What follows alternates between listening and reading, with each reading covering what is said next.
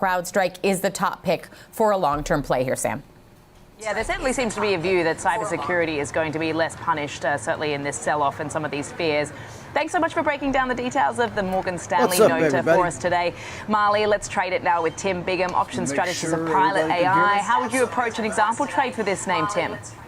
Yeah, good morning, Sam. And taking a look at stock that finally is getting a little bit of love back from the market here. Certainly the cybersecurity names had been under big-time selling pressure. If you're familiar with how I do things around here, I tend to get on a lot earlier than most other people, just so we can get a warm-up.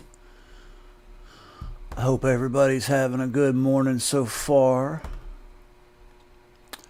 Today is likely going to be a fairly decent day, since Trump announced that the war will probably be over soon. We have seen the price of oil come down. I do believe he said it was $77 a barrel. Futures still trading a tiny bit higher, but that's how that works.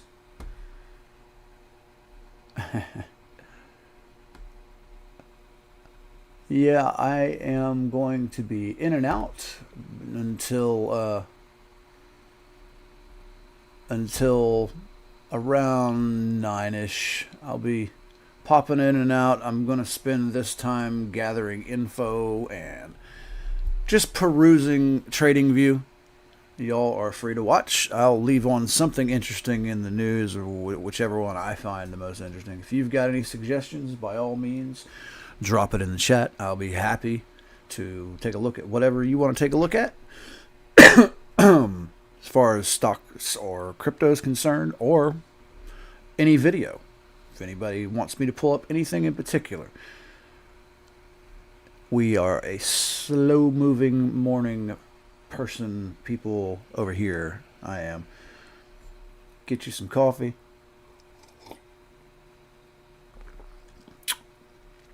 And let's have a good day. Let's see what Bloomberg's saying. Daily flow is what matters, not necessarily the absolute number of barrels released. It's how you get them to people's cars, to people's homes, to people's offices, and that is going to take a whole lot longer. So this is a process. Again, the physical world.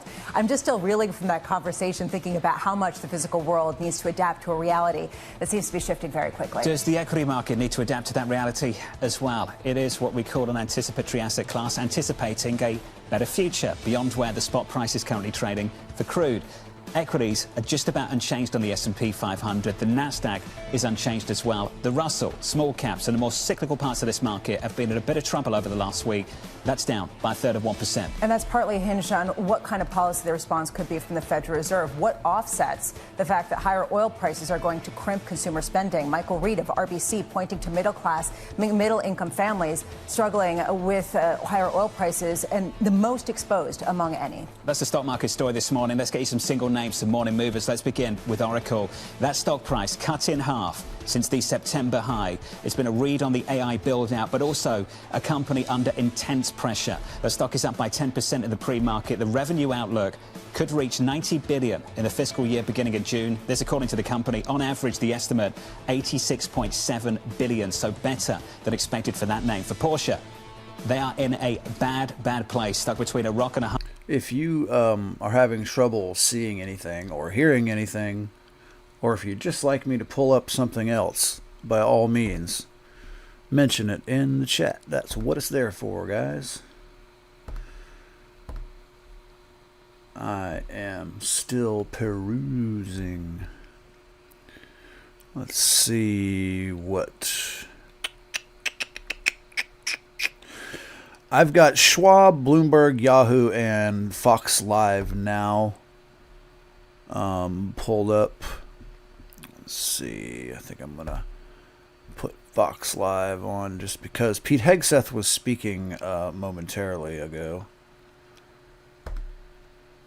I don't think that's the correct turn of phrase, and I think I need to adjust something in my microphone.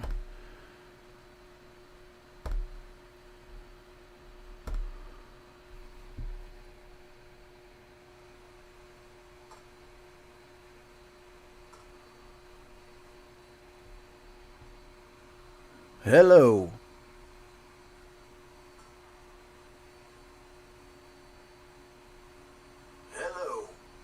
Well, it's coming through loud and clear. That's good. I just heard a little bit of an echo. OBS settings in OBS are so weird. I don't know if you're familiar with them, but every time you add a video source up in here, you've got to go in to the settings and turn it monitor off and then back on for it to start playing. It's a little screwy, it is. It's time now for our 360 round. For that, let's bring in our panel to discuss the latest in the Warner Brothers Discovery sale, which all of you know is one of my favorite sagas that feels less dramatic these days. But Matt Dolgan, Senior Equity Analyst at Morningstar, and Kenneth Suh, Chief Strategy Officer at Nexen, joining us to take a closer look. Matt, let's start with you here. We've got this $31 per share deal, Paramount emerging as the victor, Netflix exiting the process after originally being the winning bid here. From your viewpoint, does Paramount Skydance winning fundamentally change the media landscape here, or is this more about a survival play for legacy media?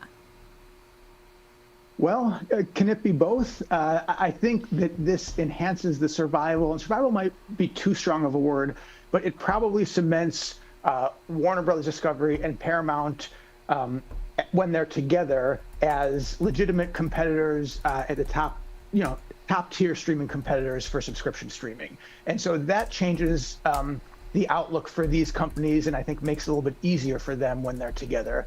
As far as whether it changes the overall landscape, Netflix should still dominate. We don't think these are going to, be nearly as close to that. Disney, Amazon, they remain ahead, but it seems like we now have a legitimate fourth survivor that might have been more in question before. But as far as the industry overall, not too much different, but for these companies, much different. And for consumers, maybe a little bit more simplified and fewer subscriptions to be able to have more of the content that they want. And Kenneth, you brought up a really good point in your notes. We've been having so much conversation about the library and the IP that comes with this deal, but you say that it's just as much an advertising and data play as it is a content deal here. Walk us through what that actually means for Paramount. Yeah, it's going to be super interesting to see how much they lean into the Oracle infrastructure. I know Oracle, we just talked about it on your show, continues to invest heavily in AI capabilities, cloud infrastructure, data management, and that data pool has just gotten a lot more powerful for Paramount by acquiring Warner Brothers Discovery. So that data source being proprietary, being very strong, can now enhance the capabilities for advertisers who want to reach a greater audience with much stronger tools. And Matt, I saw your note that you put out after Paramount Skydance was the victor in this ongoing Hollywood saga that was this acquisition deal because of the certainty for cash for Warner Brothers shareholders versus a more complicated structure. But I saw some interesting reporting from the Financial Times today that I want to get your thoughts on, that a significant amount of the money in this deal is actually coming from Middle Eastern sovereign wealth funds. And with this now ongoing situation in the Middle East, the Financial Times is saying that there are ongoing conversations about how the war is already starting to hurt the pockets of some of these investors who were involved in this deal. Do you have any concerns about the potential pulling out in terms of that funding or any complications to the package that was approved? Not too many, in large part because the Ellisons have backstopped the equity here. And so if they're not able to get as much from their partners, I think more should fall to them and things should proceed in that case. As you guys were talking about earlier, and again just now, I do think Oracle is important in this story, not only in getting the deal approved, but in the future of Paramount. And Oracle stock price is important as far as the resources that the Ellisons will have. They are going to be huge owners of this company. They're going to own most of the equity, along with, to some extent, their Middle Eastern partners, if that does go through. So we don't think there's an issue in being able to access the funds for the equity right now. And as far as how much the Middle Eastern countries are involved, we don't really even know that for sure. When this deal was announced that Paramount was the winner, they were pretty quiet on what level of funding the Middle Eastern countries were still putting in, and if they were. But to us, it's the Ellison side of it that's going to be the most important for the equity. And Kenneth, last question to you. We've had a lot of conversation about creating a streaming competitor to Netflix, this combination of Paramount and HBO Max and the HBO network. But sports is also a big component here as well. And David Ellison, when he was doing the P-Sky merger, made no secret of how he wants as many sports under their umbrella as possible. How big and how important is that component to the acquisition itself and the broadly created conglomerate that they're making, and also to that advertising strategy that you pointed out? Yeah, live sports is really the last example of appointment viewing. It's something that everyone still tunes in when it's actually happening. Paramount has invested an enormous amount in securing a number of sports rights, including the UEFA Champions League, PGA Tour Golf, as well as the NFL on CBS. So we know that sports is a big deal for not just Paramount, but also Netflix and all the other companies that are really trying to get your eyeballs to their streaming platforms. So we do believe this is going to be big, and we see this with Nexon Sports as well. It's one of the most sold packages within the Nexon family. I don't know about you, well, but I don't Paramount care. Skydance not having a great day. Let's see what Fox is saying.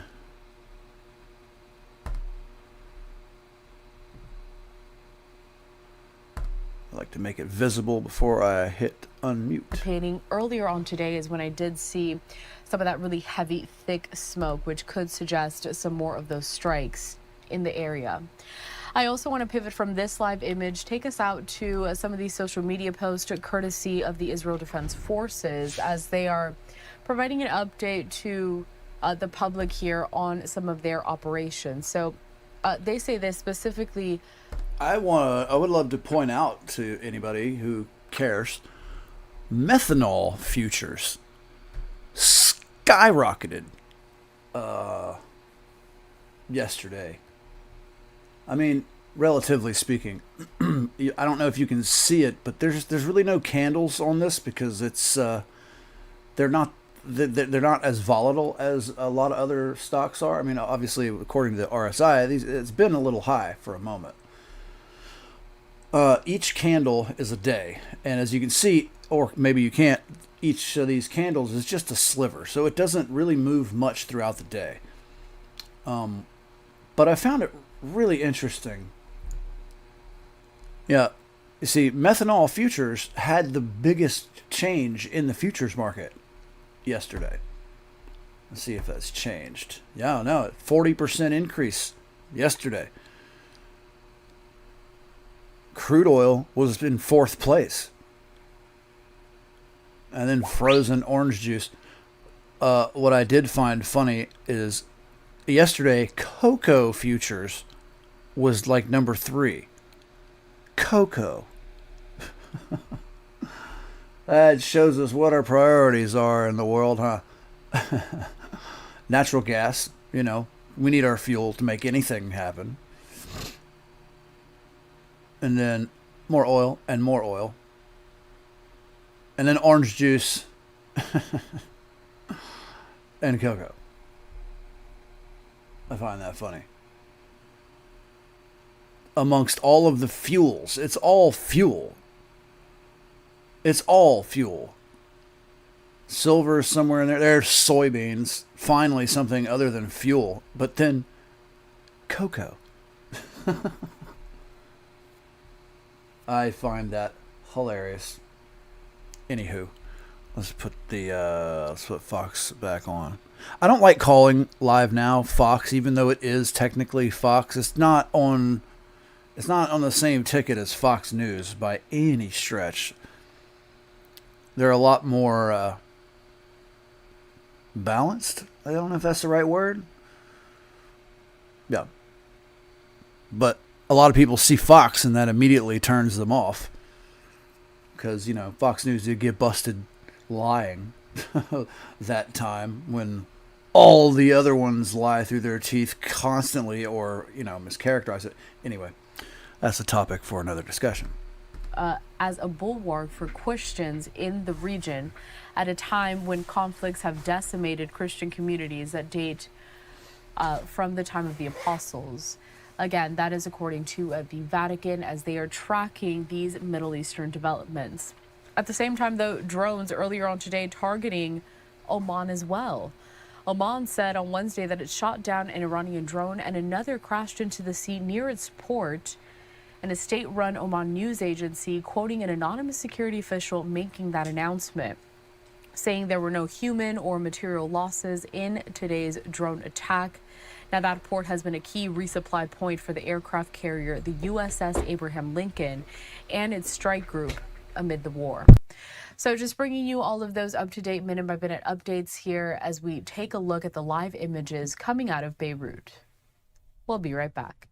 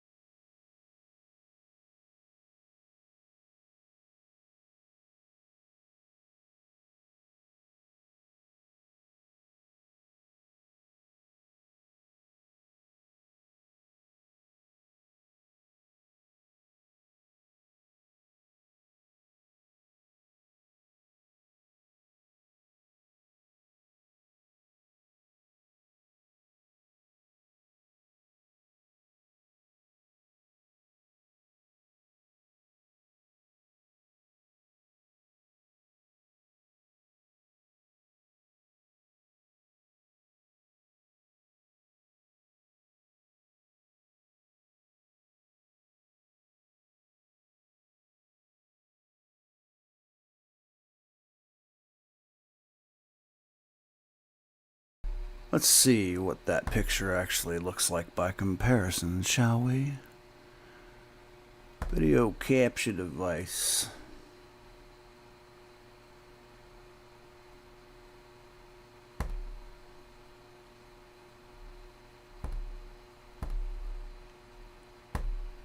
Yeah, it's not even showing up on the thingamabob. Alright, Fox is in commercial. Let's see what Schwab is saying. To pan out, but I think that everyone at least now understands and is accepting of AI. I think we all, the adoption of AI just generally is a lot quicker and a lot faster than other technological advances that we've had. So I think that investors will probably have a little bit more patience in terms of letting things play out. That's my sense of the way things are going, as long as there's concrete timelines in place or concrete goalposts in place that people can reach and milestones that people can reach. Let's talk about cybersecurity. You talked about the defense spending that we're seeing for tech, the opportunities that lie within, and spending on cybersecurity, providing cybersecurity, the infrastructure too. Is that an area that you like? Oh, absolutely, absolutely. I think that's one of the few folks that benefit from this global unrest, right? As we start to think more and more about how are these geopolitical activities going to affect going forward, and how are countries going to relate with one another. And I think cybersecurity warfare, that's all going to become even more prevalent. And so those companies that are positioned to take advantage of that, to protect and to serve those governments or those agencies or those businesses that have to deal with those interactions, are definitely going to benefit from that type of, at least what you're seeing now. Which names are the leaders that really sort of show the leadership, have the moat when it comes to cybersecurity? Well, I think there it's going to be Palantir, right? They really are the ones that are in that defense sector that are really driving a lot of what's going on in that sector. And so that's always the one you watch, and you look at anybody that has their stock really isn't showing, or contracts with them or subcontracts with them. Really been I think doing is also that great going to get lately. a nice lift. They're going to go up with the wave. You mentioned NVIDIA, you mentioned Google. What about Amazon Web Services or Amazon? Your thoughts there? Where does that fit into the story? Yeah, I think that fits in right in there as well, because they are one of the largest provider of data centers and storage activity. So they'll always do well.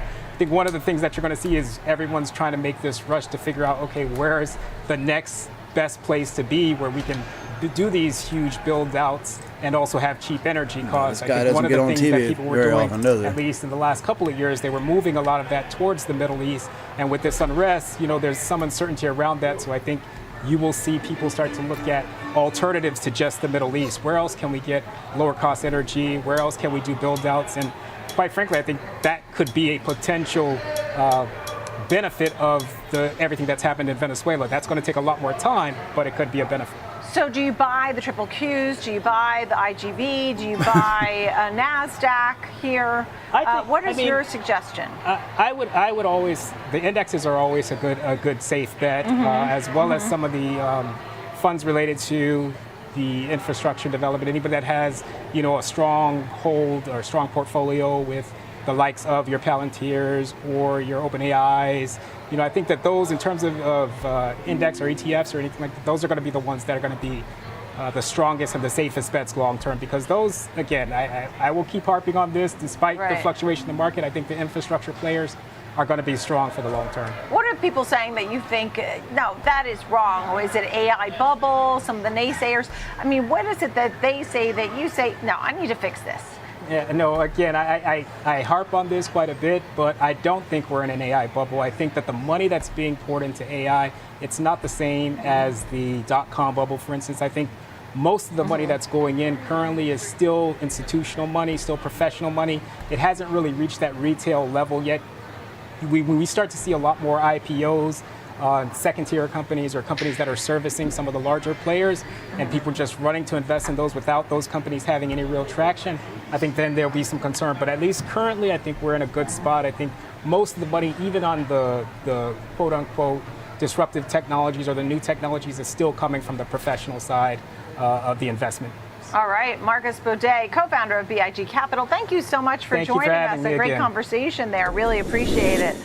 And that's a wrap on today's market action. We're back every trading day with more insights, moves, and everything that investors need to know. Download the Schwab Network app and stream anytime at schwabnetwork.com. I'm Jenny Horn. We'll see you again tomorrow. Schwab.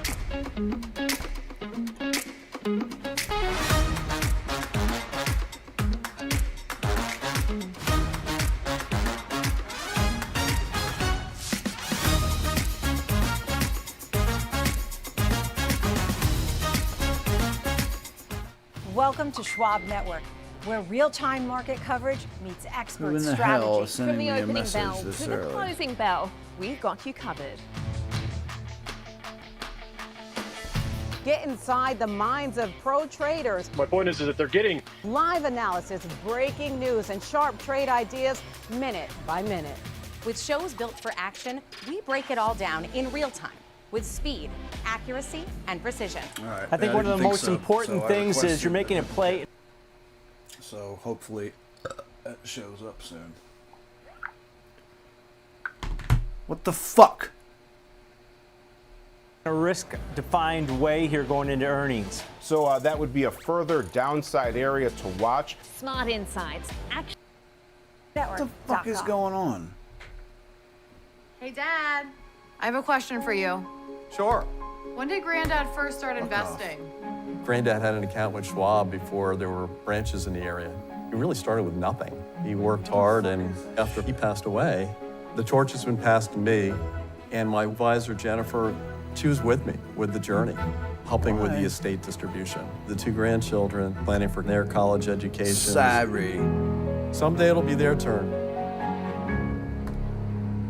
Schwab Bank Investor Checking, the checking account built for investors. Named highest in client satisfaction by J.D. Power for 7 years in a row. With Investor Checking, you get the award-winning features of our checking account, plus cash management solutions, all designed for investors like you, with unlimited ATM fee rebates for cash withdrawals worldwide, no overdraft fees, and enhanced security features to keep your money safe. Also, because your investor checking account is linked to your Schwab One brokerage account, you can manage your checking and investing in one convenient location. Moving funds between your accounts is easy. Cash moved to your brokerage account is available in seconds. That means you can stop waiting and start investing in stocks, bonds, money market funds, and more. Get more with Schwab Bank Investor Checking, the checking account. I don't really care. And it's not always the easiest thing, sort of fundraising, right? A lot of it is just an insane amount of time. But it is storytelling. Story. It's the perfect slide deck, and you just go. Yeah, absolutely. And it's saying the same thing 20 times in a day, right? Telling the same sort of pitch. But I really cherish that, though. I think part of what I do now, and as CEOs have gotten to be a bigger company, is how do we share that mission? It's always exciting. Fox now. Sees before getting shot off the front end, and the first one that a naval aviator sees after safely trapping on the back end. And just for a minute, imagine you're standing on that aircraft carrier flight deck. There's 30 knots of wind in your face. The deck is slippery, covered in grease. It's noisy. There are propellers spinning. There's jet blast everywhere. The helicopters are running.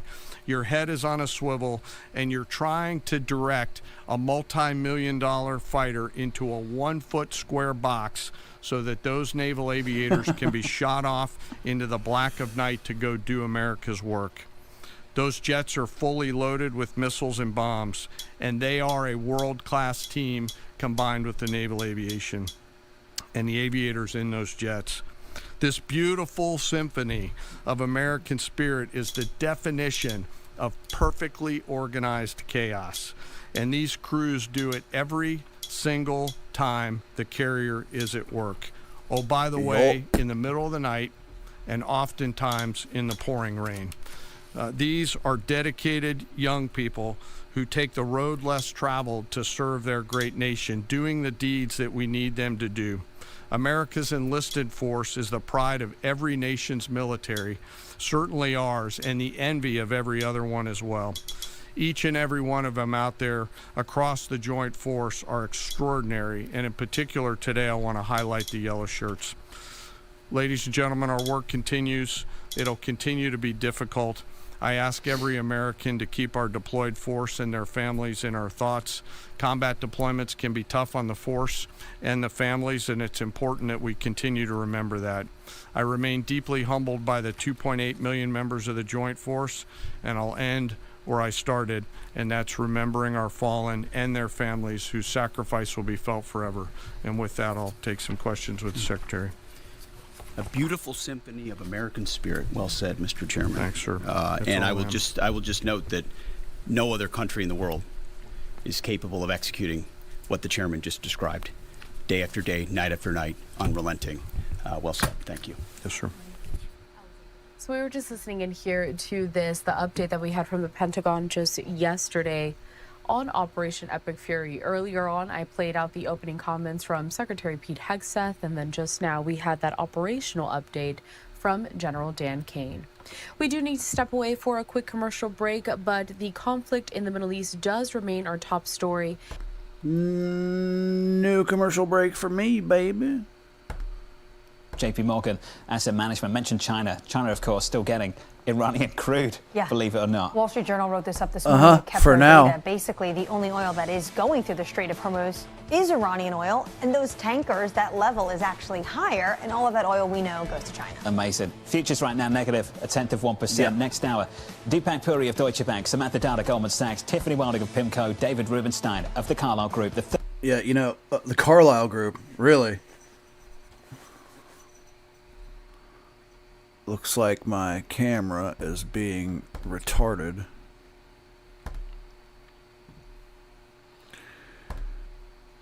The Carlyle Group, yeah. Not somebody you want to be associated with. Pretty much, they were up there with Halliburton, and they had a lot to do with the war in Iraq. My camera seems to have frozen, so let's try re-adding. I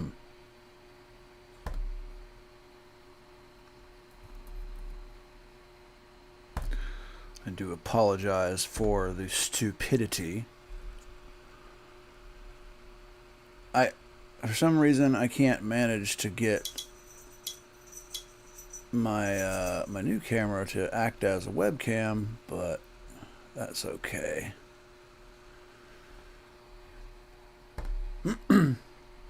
That's alright. do, however, need to make it a little bit smaller. Right.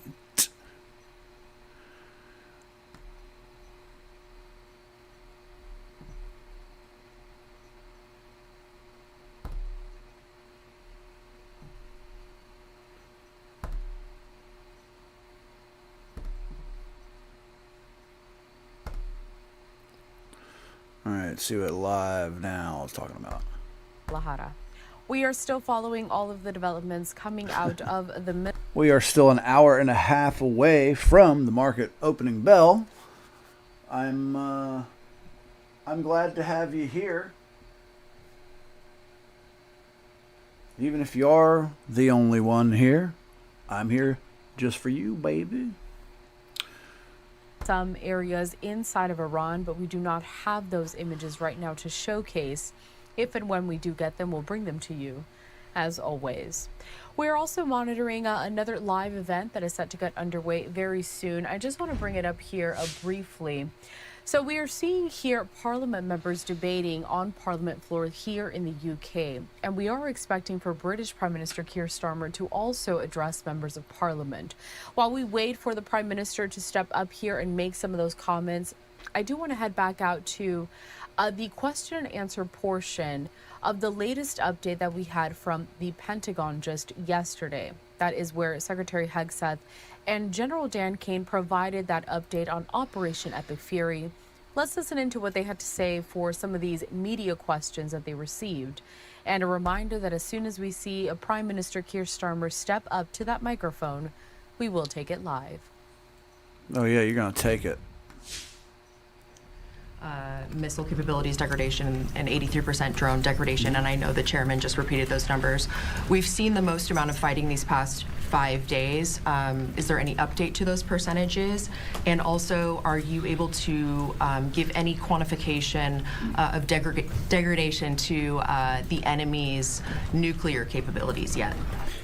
What those numbers represent is a persistent low ability degradation, along with the battle damage assessment that the Joint Staff does, which takes time. You've got to look at imagery and recognize whether something's been simply degraded or it's been destroyed, or whether an underground facility has been collapsed or completely obliterated. So there's differences in how you evaluate that, but the numbers staying that low is a demonstration of the efficacy for sure. Thanks for joining us. Listening in here to the question and answer portion featuring Secretary Hegseth. I do want to pivot because we are seeing British Prime Minister Keir.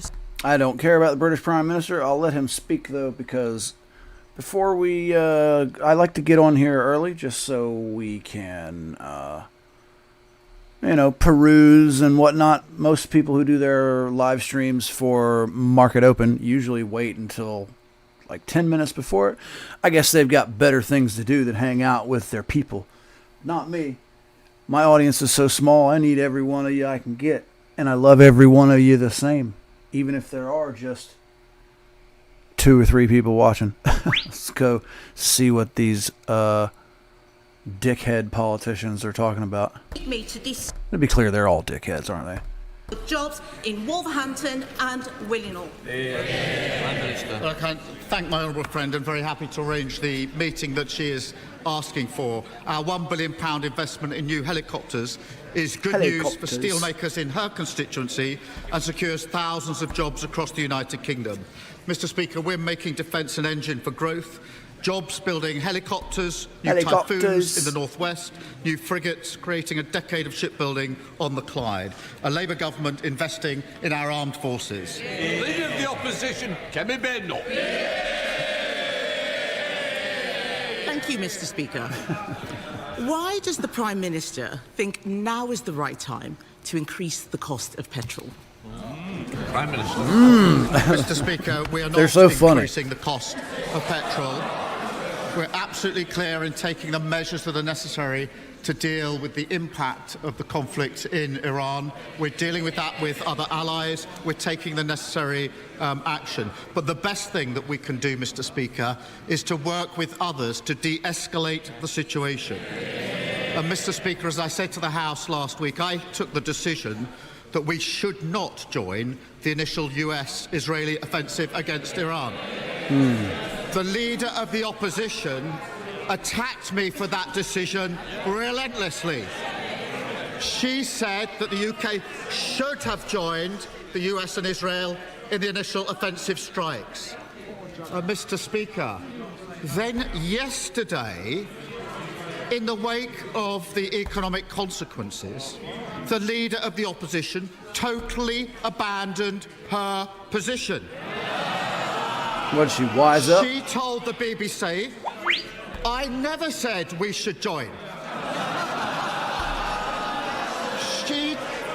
She told the BBC, I haven't said we should have gone in with the United States. That is the mother of all U-turns on the single most important decision a Prime Minister ever has to take, whether to commit the United Kingdom to war or not. Mr. Speaker, I think the mother of all U-turns is him saying that they're not increasing fuel duty. That is news to us because last week the Chancellor stood up and said the fuel duty was going to increase in September. The Prime Minister told us at the start of the year that the cost of living was his #1 priority. So can he explain how a rise in fuel duty helps with the cost of living? Mr. Speaker, the fuel duty is a tax. It's going to remain frozen until September, and we will keep the situation under review in light of what's happening in Iran. I think it's hilarious to watch the Brits debate. I like their setup. You know, they have an open room where everybody can groan and scream. I find it hilarious, but it's great. This is one of the most important decisions a Prime Minister or Leader of the Opposition ever has to take, whether to commit your country to war. The day after the initial US-Israeli strike started, her shadow Foreign Secretary said that the US-Israeli initial attacks were absolutely right, and it is a position my party supports. She said, why has the Prime Minister not actually worked with America to be much more proactive? Why, indeed. Last Wednesday, Leader of the Opposition. We are in this war whether we like it or Sorry, I have to bring you to The Schwab. release of these reserves. Let's pivot and talk Oracle. Those shares rallying 10% right now off the back of its quarterly results. I'm sure some investors may be breathing a little bit of a sigh of relief. I know it's not enough given where we were back in September. There was a headline I just saw on Schwab that I just pulled up that said that some tankers were hit by a missile in the Strait of Hormuz. Higher when it comes to their CapEx spend for this year, and it doesn't appear that they are really projecting any type of massive increase for CapEx spend for next year. Yeah, that headline vanished, but I swear I saw it. $17.19 billion. Street was looking for $16.89 billion. So we did see a 22% increase on a year-over-year basis there, and the adjusted earnings per share came in at $1.79. Street was looking for $1.70. Now, if you're looking at total cloud revenue, that increased by 44% on a year-over-year basis, and we are expecting, based on their revenue guide that they provided, which was better than the Street's expectations, they did re-rate that a little bit higher, that year-over-year growth rate could actually continue here over the next couple of quarters. So they are seeing very strong demand. I know that there has been some news reports when it comes to OpenAI and a deal that they had regarding a data center in Texas, but it seems like the market's actually okay with Oracle actually reducing their exposure to OpenAI and maybe looking at some other customers to diversify their business. TikTok US is also driving a little bit of revenue here, not a massive amount, but that could be a longer term play for this name. And it came back down and hit this 200-day or 200-week moving average, a very strong support level off the 3-year lows as well. So going into this report, there was technical structure for maybe some buying activity taking place. And this morning, that's exactly what we are seeing. The shares are up over 10% at the moment. Let's see if it's going to be able to hold or even accelerate to the upside moving forward here. I see a couple of new people in. Thanks for joining us. I usually go live about 7:30 just because I'm up. I might as well, and I like to get a head start on the news. So, yes, we are quite early, and I thank you for joining us. You can expect me to be in and out between now and around 9:15. That's when I like to stay put. But unfortunately, I am a smoker, so I will be going for a smoke. I'll just leave the heat map up, or if anybody wants me to put anything in particular on the screen, by all means, drop it in the chat. But yeah, I am in and out until around 9:15, as opposed to some other supposed live market streams in the morning for the morning bell. They just like to come on last minute. And I typically stay on until about 11 or 12. And if there's enough people here, I'll stay on indefinitely. But y'all got to let me know something in the chat too. I rarely get anything in the chat. I keep them open, both up for YouTube and Rumble. So I am wide open to anybody's suggestion. I'll pull up any symbol you want me to pull up. I'll pull up any fundamentals you want me to pull up for anything. I'll pull up anything that's in TradingView, and I'll pull up any news source that I can get to. I can't pull up all of them. I wish I could pull up Fox Business, but they don't broadcast Fox Business on YouTube. So I think there's some copyright going on there. Anyway, let's go on over to Yahoo. By AI, and the answer by Oracle executives was pretty funny. They said, yeah, everyone else is getting disrupted, but not us. And Larry Ellison, who is the chairman, he said, we are quickly adopting AI tools into our systems. So that's why we think we're a disruptor. That's why we think this SaaSpocalypse applies to others, but not to us. Yeah, it is actually a mirror image of the Amazon story. I'm segueing back into our first story because Oracle is saying like, hey, we have pared down our workforce. We are seeing efficiency gains from these AI tools. Again, maybe it's more talk than actual execution, but it does seem like there's two companies that are saying diametrically opposite things. We just saw Oracle stock go up, so maybe it's saying the right things. Moving on, Fabletics, the athleisure brand that made its name selling.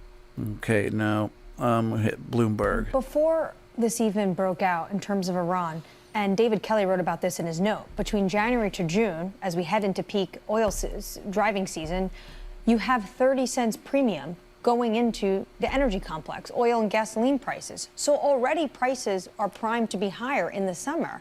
Isn't this going to be incredibly challenging to bring those prices down? It would be, but again, I think a lot depends on what price action do we see from now for the next, let's say, 6 to 8 weeks. You know, if you're looking at a triple-digit... That's all well and good, but ultimately kind of boring. I'm going to go back over to the Brits. They look like they're having fun. I am criticizing him and his decisions. And let me remind the House, Mr. Speaker, about his record on the armed forces. This is the same man who worked with Phil Shiner, a traitor to this country, who made up evidence to put our soldiers in prison for crimes they didn't commit. That is his record, so I won't take any lectures from him. And by the way, military families are also worried, the ones in this country, about petrol prices. He's got nothing to say on that.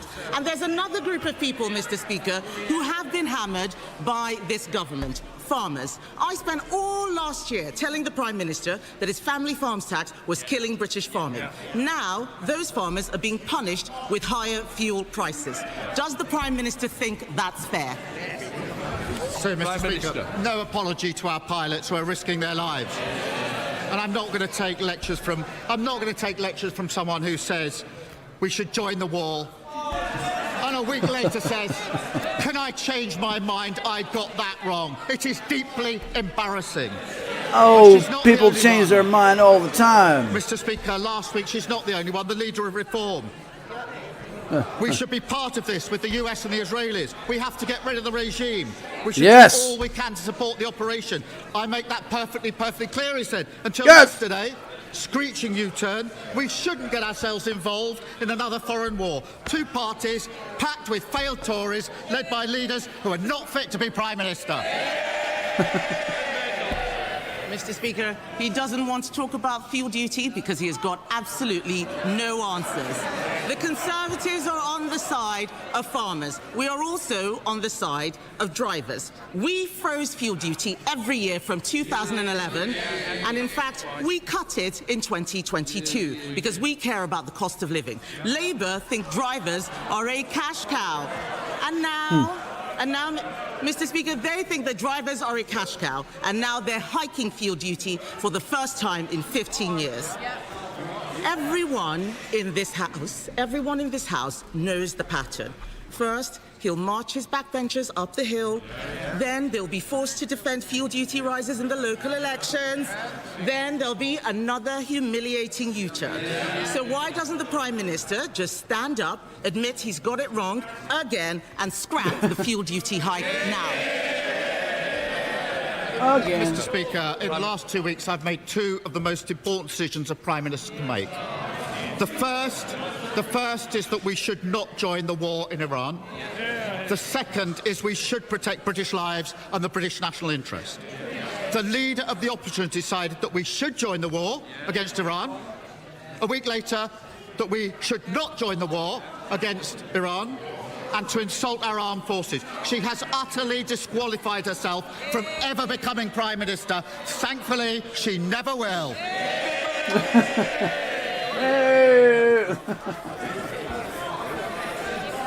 Thank you, Mr. Speaker. As the Prime Minister knows, my mum proudly worked in the pot banks of Burslem and Tunstall and is watching at home right now. Now, tomorrow is International Day of Ceramics, and that matters deeply to Stoke-on-Trent, the historic heart of Britain's ceramic industry. International Day of Ceramics. Yes, and Newcastle underlined.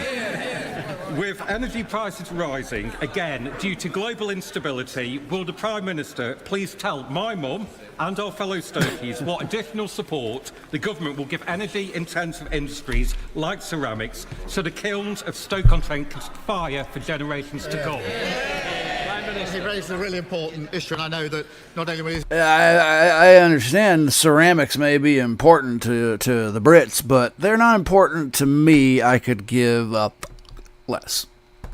Sources and high-yield investment opportunities. More commercials. We're just getting started. More commercials. More commercials. It looks like everybody's on commercial break. All right, well, being that the case, pre-market is showing a mixed bag so far. And looks like the dollar is running up a little bit. Oil futures looking sideways. You can probably forget about this one for now. As the market stabilizes, it's not going to be making too many big moves, I wouldn't imagine, unless there's some other catalyst. If ships start being attacked in the Strait of Hormuz, or anything in the news about oil, if there's any indicator that the war may go on longer than Trump suggested, which is very likely to happen, the way that the news just loves to try and smear Trump at every opportunity, I'm almost certain we'll get some sort of update calling Trump a liar. Hey, he said the war would be over soon, blah, blah, blah, blah, blah. Well, what about this and what about that? Something like that comes along, which is probably guaranteed to happen. You'll probably see crude take a run up.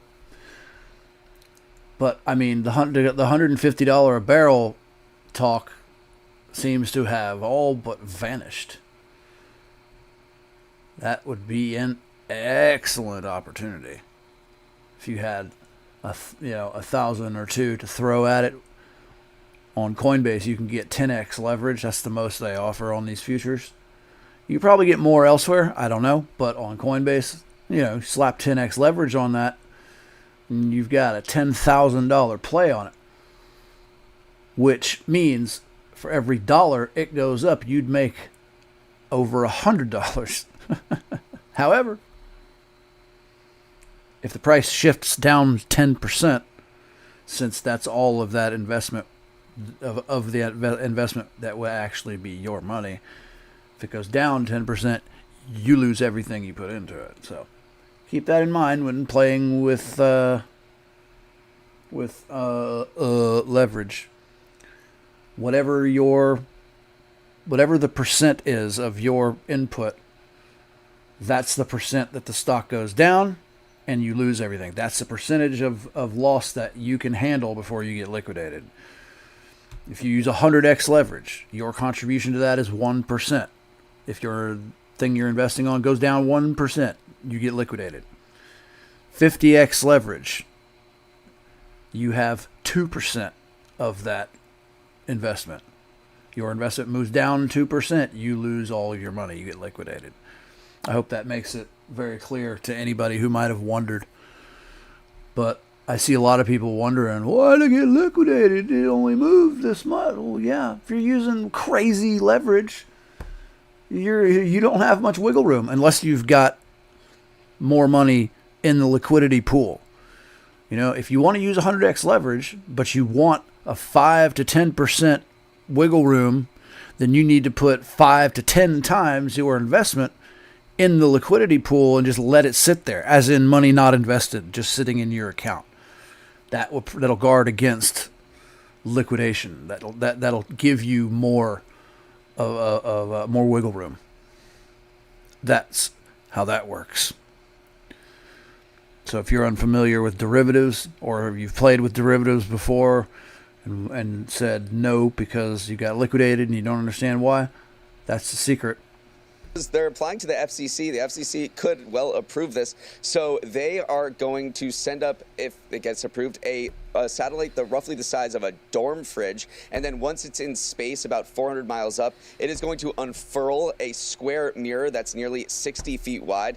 Now, this prototype is actually smaller than the eventual bigger satellites that they want to launch. Those are nearly 180 feet wide. And the timeline, which of course is going to be hit, is that by 2035, they are going to be sending up 50,000 satellites. Oh, wow, the 50,000. And apparently Breaking news. A van has driven through a barricade just outside of the White House. What? We're waiting here for the photographer on the ground to reposition themselves and hopefully get a closer look here at this scene once again, as we are I didn't also have that on my seeing bingo law card. enforcement clearing out what looks to be that crime scene tape just to prevent people from driving through this entire area. But you can see there a lot of those law enforcement vehicles still in the area, some of them driving around. It could be that they are possibly clearing this. But our team in D.C. following this closely, and they say this: the Secret Service investigation is underway near the White House after officials say a van drove through a barricade early Wednesday morning.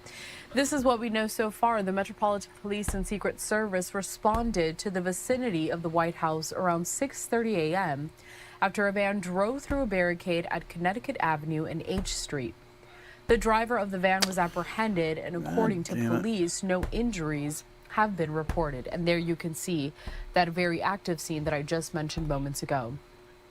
Now, as a result of the investigation, multiple streets in the immediate area have been closed to traffic, including 15th Street and East Street Northwest and H Street Northwest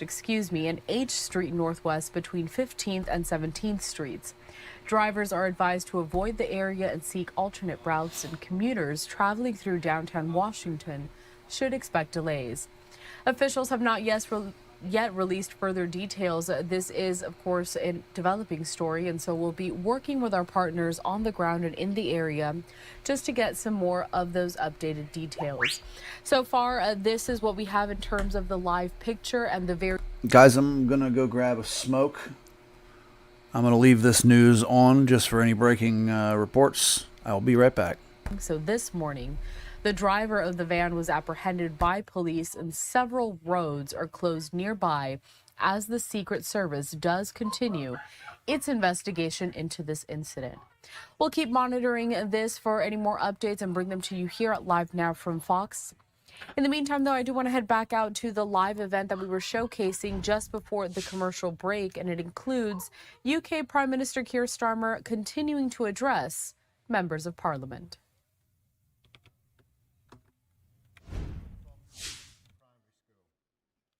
My constituents have requested that that bridge be replaced with no ifs or buts. Will the Prime Minister support my constituents' very reasonable request to honour that promise made by National Highways? Can I thank him for campaigning for his constituents, his residents, who are obviously concerned about this. As I understand it, National Highways has concluded the best option for all users, pedestrians and cyclists, is a new crossing. But I thank him for raising the points, and I'll be happy for ministers to continue discussing with him the options. Thank you, Mr. Speaker. This afternoon, the Mandelson papers, or the first tranche, will be released, bringing into the light for the first time UK institutional knowledge of Jeffrey Epstein and those associated with him. But here in the the UK, we have our own Epstein, Mohammed Fayed, and the institutions that supported his crimes. As a co-chair of the APPG for the survivors of Al Fayed and Harrods, along with the Honourable Member for Lichfield, we welcome the actions of the Metropolitan Police in recent days, but we continue to call on them to describe those crimes as what they were, trafficking. Does the Prime Minister recognise that characterisation, and will he meet with the APPG and survivors to hear their asks? Prime Minister. Can I thank you for raising this really important issue? And I discussed it with the Honourable Member for Lichfield last night, particularly the approach of the APPG, and thank her for her important work on this issue. I'm very happy to meet the APPG and the victims. I think it's very important to do so. She'll know there's an ongoing police investigation, but that doesn't mean that we can't have the meeting and listen to those that need to be listened to. Thank you, Mr. Speaker. Team Derby is our partnership making sure that the billions of pounds in investment that this Labour government is bringing into Derby benefits the people of Derby in regeneration, skills and good jobs. The government's record investment in Rolls-Royce submarines means hundreds of new jobs and apprenticeships in Derby. So will the Prime Minister firmly reject the Green Party's defence policies, which would decimate jobs in Derby and leave the United Kingdom unprotected? Can I thank her? Derby is part of our industrial heritage and has a bright future. Initiatives, as she says, like Team Derby are so important to strengthen key sectors like defence, creating jobs and growth. Our £9 billion deal with Rolls-Royce to boost our fleet of nuclear submarines is testament to that, creating more than 1,000 jobs and safeguarding 4,000 more. Those that oppose all that must answer to the working people that they claim to represent. Minister will be happy that I'm not going to ask about fuel duty. Businesses across South West Hertfordshire are telling me they're now reluctant to take on young workers due to this government's rise in employer national insurance contributions and the crippling Employment Rights Bill. With almost 1 million young people now not in employment, education or training, how exactly does the Prime Minister plan to get Great Britain working again? Mr. Speaker, we're putting in place the youth guarantee, which helps young people into work. It is a serious issue. I would remind him that on their watch, 1 in 8 young people were neither in education, training or work. Stringer. Mr. Speaker, the National Audit Office report on Northern Powerhouse Rail, which came out on Monday of this week, surprised none of us in its conclusions that lack of engagement by the Department of Transport with mayoral authorities, local authorities and other involved parties in the north of England was leading to poor programming and lack of investment in the rail system in the north of England. We deserve in the north of England a rail system fit for the 21st century, not the 19th century, which is what it is fit for. Investing in the rail system will enable growth in the north of England, which will benefit the whole of the country. Will the Prime Minister take a personal interest in the slowness of investment in the rail system so that we can have that growth? Prime Minister. Well, thank you for raising this important point. The party opposite gave nothing but false promises for a decade. We will deliver the biggest transformation of transport in the north for a generation, providing up to £45 billion of funding to deliver. We're taking forward all recommendations from the NAO report. That doesn't change the planning or the trajectory of the project. Dr. Andrew Morris. Mr. Speaker, grant cuts and over-optimistic Treasury assumptions on council tax base growth mean that 8 fire stations and 96 retained firefighters across Wiltshire and Dorset face the axe. Would the Prime Minister please facilitate an urgent ministerial meeting for Wiltshire and Dorset MPs to discuss extending the precept flexibility permitted elsewhere at no cost to the Treasury to our fire and rescue service, so its fire stations and its dedicated firefighters can continue to serve our community? Prime Minister. I thank him for raising this. I don't know the details in a particular case, but I will make sure that the relevant meeting is set up so that the details can be explored. Kumar. Thank Thank you, Mr. Speaker. Russia's continued assault on Ukraine has devastated its healthcare system. Hospitals are under extreme pressure and their critical shortage of specialist staff to treat the injured. That is why I, along with other British physiotherapists, travelled to Ukraine to train clinicians who are working under unimaginable strain. Will the Prime Minister join me in thanking Tanisha Sandhu, Daniel Sim, Kay Joe, Andrew Jaggi for the remarkable work, and will he commit to expanding UK-Ukraine clinical training partnerships? Yes, I will, and can I pay tribute to her and the rest of the delegation for their commendable work in Kyiv. We recently announced a new package of support for Ukraine, enabling highly skilled British surgeons, nurses and physiotherapists to mentor Ukrainian clinicians treating complex battlefield injuries. Mr. Speaker, on one of my recent trips to Kyiv, I went to one of the hospitals where they were treating the burns of those returning from the front line, and it was humbling to see the work that was being done, and I was extremely proud to know that the UK was helping in treating those who had such awful burns. Kirsten Black. We're continuing to listen in here as British Prime Minister Keir Starmer is taking questions from Parliament amid the conflict that continues in the Middle East and those strikes being conducted against Iran. We want to step away for a quick commercial break, but we'll continue with more of the day's top stories. Stay with us.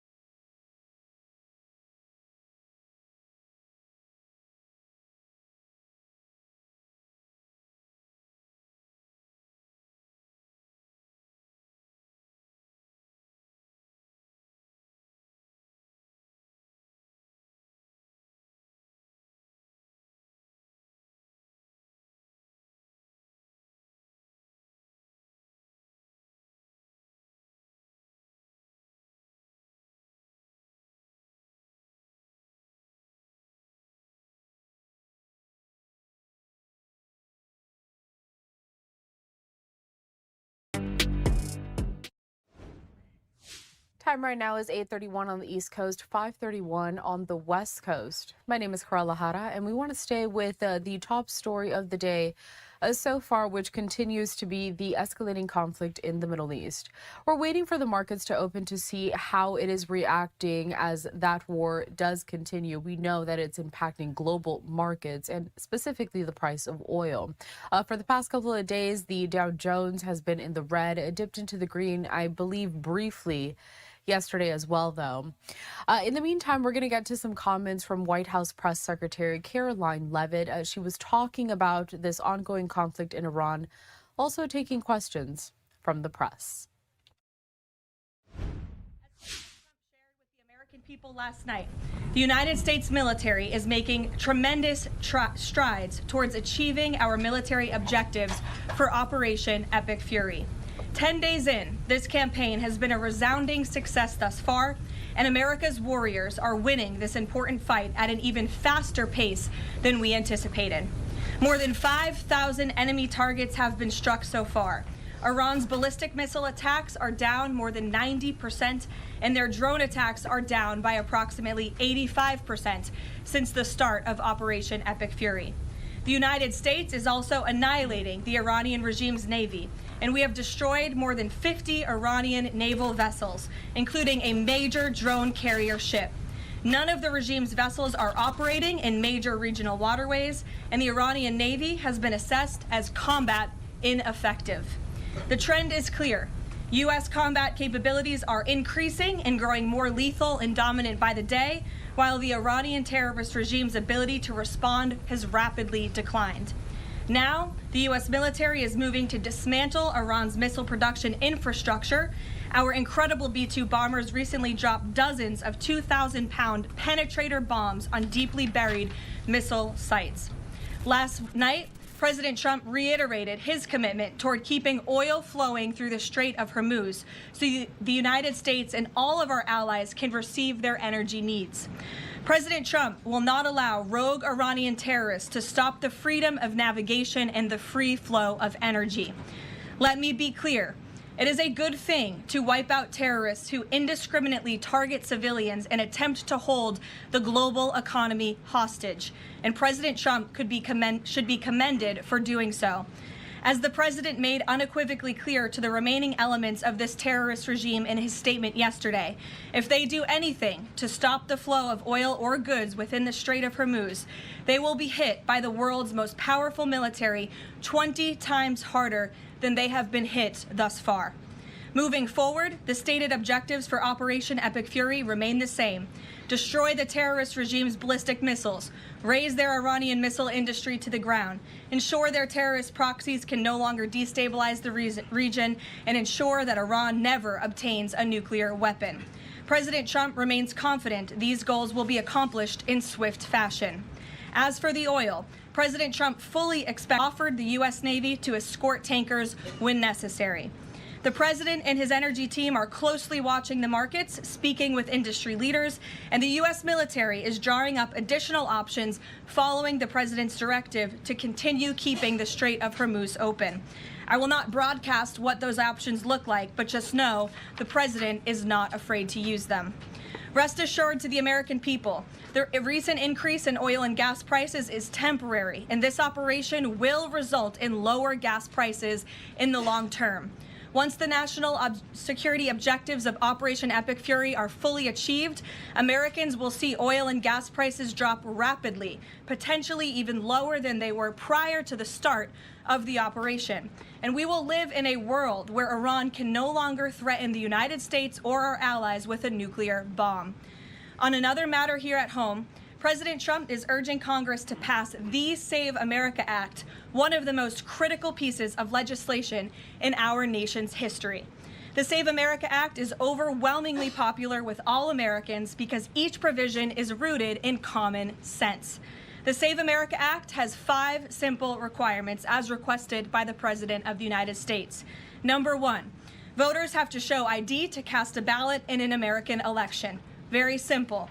90% of Americans, including more than 80% of Democrat voters, agree with this. Number 2, the Save America Act will require all voters to show proof of citizenship in order to register to vote in American elections. Again, this is popular and rooted in common sense.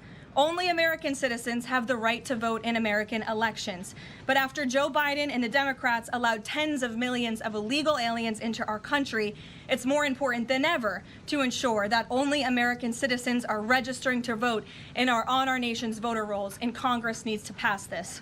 Number 3, the Save America Act abolishes the incredibly unsecure practice of universal mail-in ballots, which throw the door wide open for fraud. Importantly, the Save America Act maintains exceptions for Americans to use mail-in ballots for illness, disability, military, or travel reasons.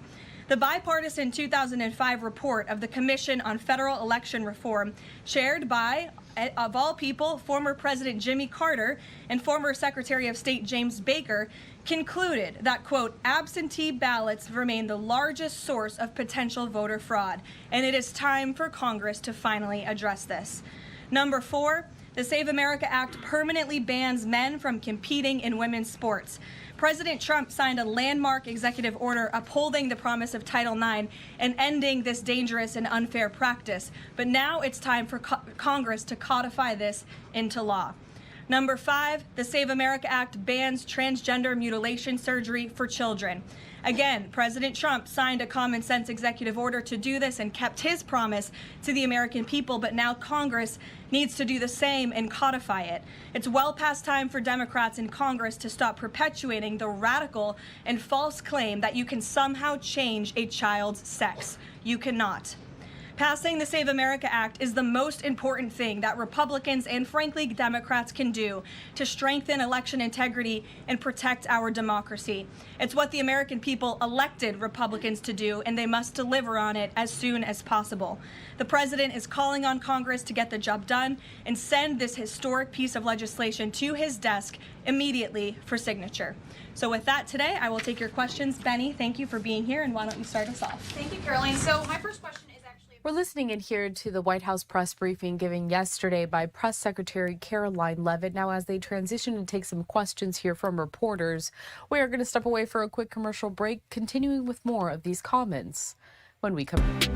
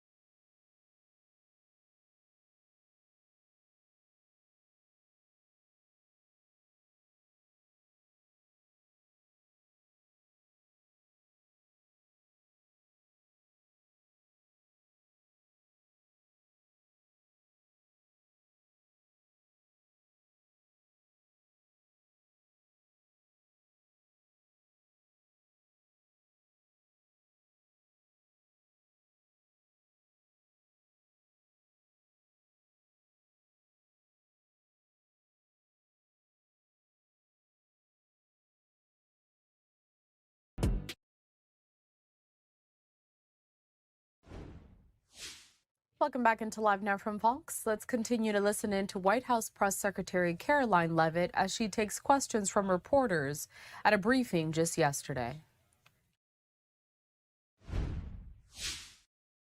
Elections or make it harder for them. What do you have to say to those claims? Is there any validity to them, and where do you think they're getting this from? There is zero validity to these claims, and I'm glad that you brought them up, because you have the Democrats who have created this myth, and it has been perpetuated, unfortunately, by many in the mainstream media. Let me be very clear. The Save America Act does not prohibit anyone from voting, with the exception of illegal aliens. And the greatest way to disenfranchise American citizens from voting in American elections is to allow illegal aliens to vote, which is what Democrats want to do. We see it taking place in Democrat jurisdictions at the state and local level across this country. So the Save America Act corrects that. And as far as married women who have changed their name, if they're already registered to vote, they're entirely unaffected by the Save Act. And for the small fraction of individuals who have changed their name or their address, they can still register to vote, of course. They just have to go through their state processes to update that documentation. And this is something that the American people, married women, and minorities and people all across this country who Democrats are insultingly saying cannot do this, they're already doing it every day, going to the Social Security office, going to the DMV, and I think it's frankly insulting that the Democrats are saying that there are certain groups of people in this country who aren't smart enough to update their documentation to allow them to vote. A huge myth, and thank you for giving me the opportunity to address it. Of course, and then just one more question about DHS. The funding issue has been 3+ weeks now. I was at the airport this morning in St. Louis, Missouri, and it was early in the morning, and one of the TSA agents, I saw she was kind of tearing up, she was crying, and I asked her, I was like, what's wrong? And she was like, I can't make my phone payment, I can barely make my car payment that's coming up. I think a lot in the Beltway, there's so much noise between Democrats, Republicans. It's the Democrats' fault, it's the Republicans' fault. But what is the White House's message to the American people that are struggling because they're not getting that paycheck? It's take away the politics. What do you have to say to those people? President Trump wants the Department of Homeland Security, he wants TSA, he wants FEMA, he wants the brave men and women of our United States Coast Guard to receive their paychecks, and he wants this department to be fully funded and fully reopened. And so to any American out there who is struggling without a paycheck, we know there's more than 100,000 of you across the country. To any American out there who is showing up to an airport and facing incredibly long wait times and lines, call your Democrat member of Congress and tell them to fund the Department of Homeland Security. That's what President Trump wants to do, and it's completely ridiculous that the American people are suffering as a result of these partisan games that are being played by Democrats on Capitol Hill. Thank you. Steve. You said the operation was going faster than anticipated. What is your current timeline for how long the war will last? So look, as you know, Steve, the president and the U.S. military's initial timeline was about 4 to 6 weeks to achieve the full objectives of Operation Epic Fury. Again, to destroy their missiles and their ability to make them, destroy their Navy, permanently deny them nuclear weapons forever, and to, of course, weaken their evil terrorist proxies in the region.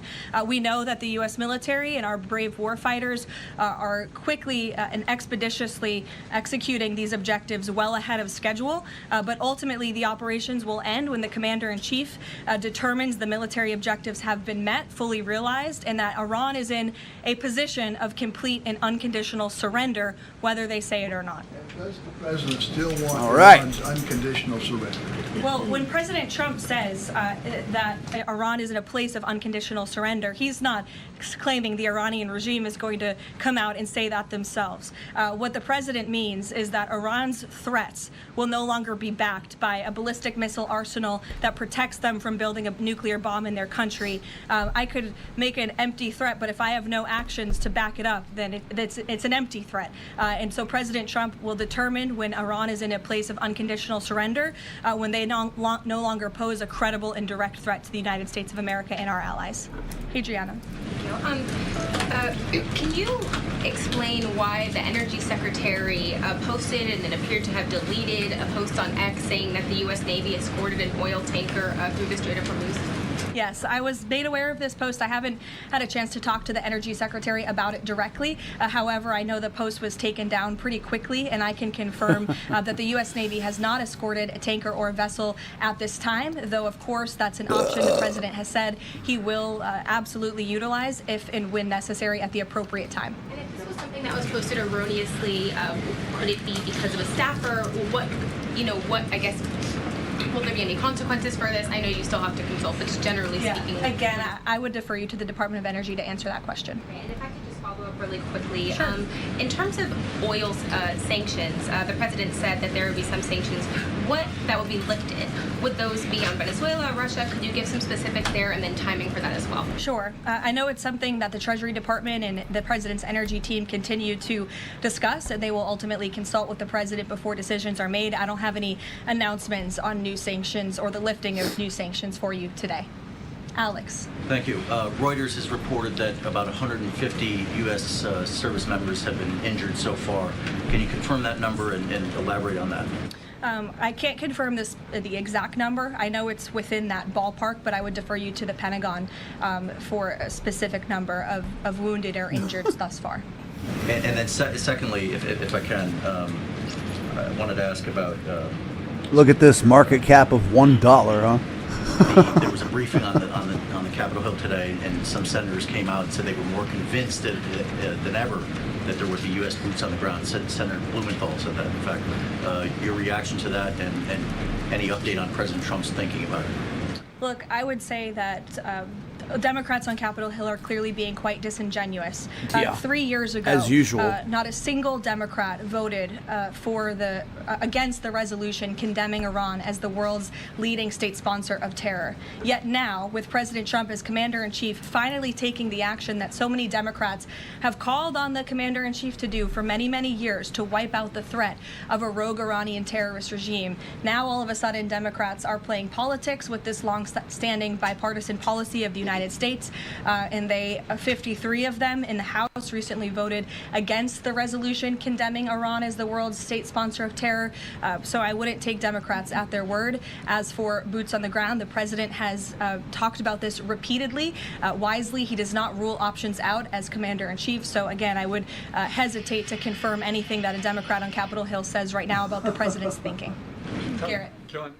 We're continuing to listen in here to the White House press briefing hosted yesterday by Caroline Leavitt. We're going to step away for a brief commercial break, continuing with the remainder of these remarks. Next.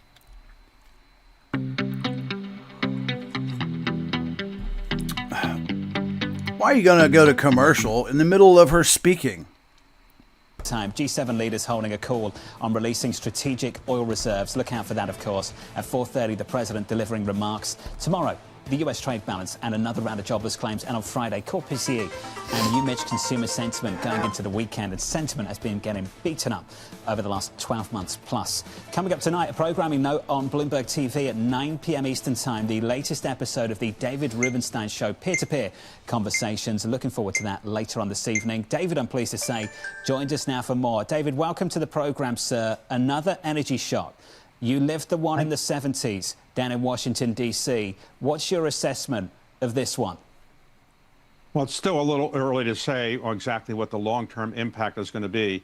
The CPI numbers that came out today were comforting, but they don't really take into account what the likely impact is going to be over the next couple of weeks on inflation because of the energy price increases we're now seeing or likely to see.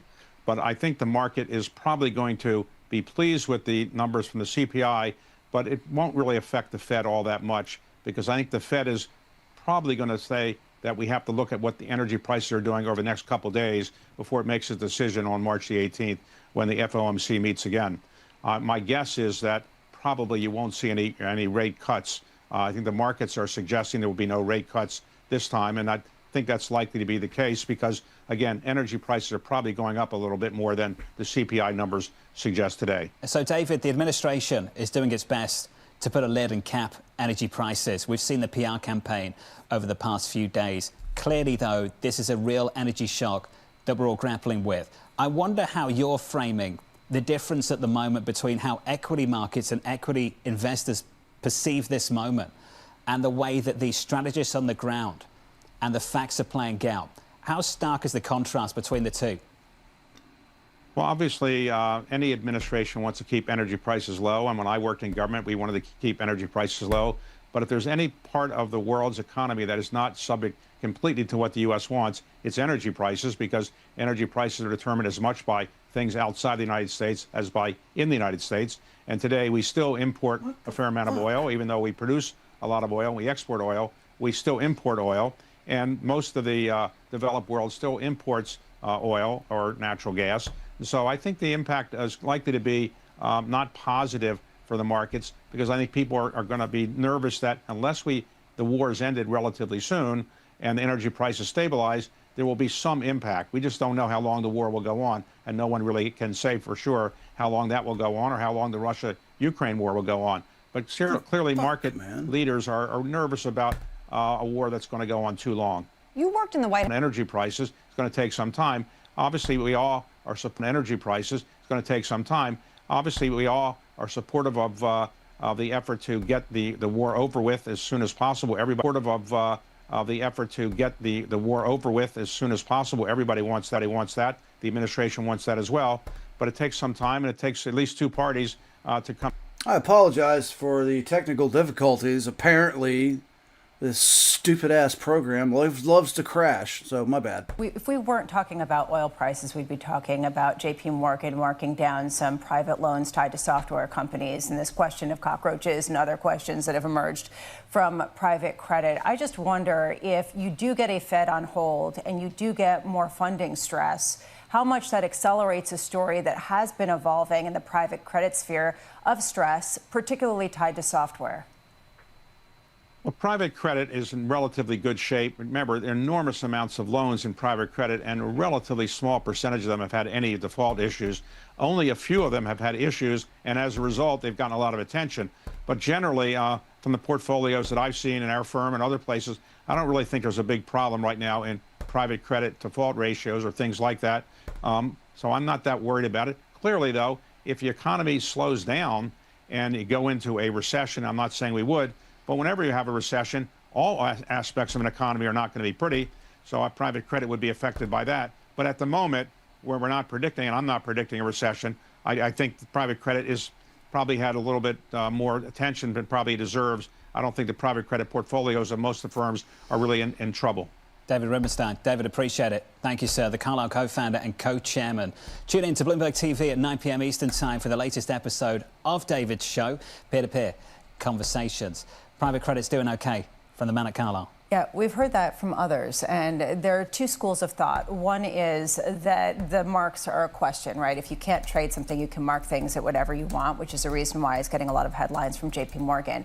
On the other hand, there's a feeling that there are a couple of players that are bad actors that no one will name, but that they are the ones who are lending in an imprudent way, and that they're going to get blown out, and it's going to allow consolidation in some of the bigger firms. So these are the other issues that are kind of being discussed apart from oil. All of these different shocks, right? And you're right. If we weren't talking about energy, we'd be talking about that. We're talking about energy. Up by close to 5% on WTI, 87. Brent crude close to 92. And focused on what could be the biggest ever release of energy reserves later on today. That's going to be the main event for the team here at Bloomberg on Bloomberg TV and on Bloomberg. That's going to make the price per barrel on your oil futures, that's going to make it drop. Might have a good opportunity for a little short. I don't know how low it'll go, but a lot of analysts did predict before this war, they did predict a price point of around $80 a barrel.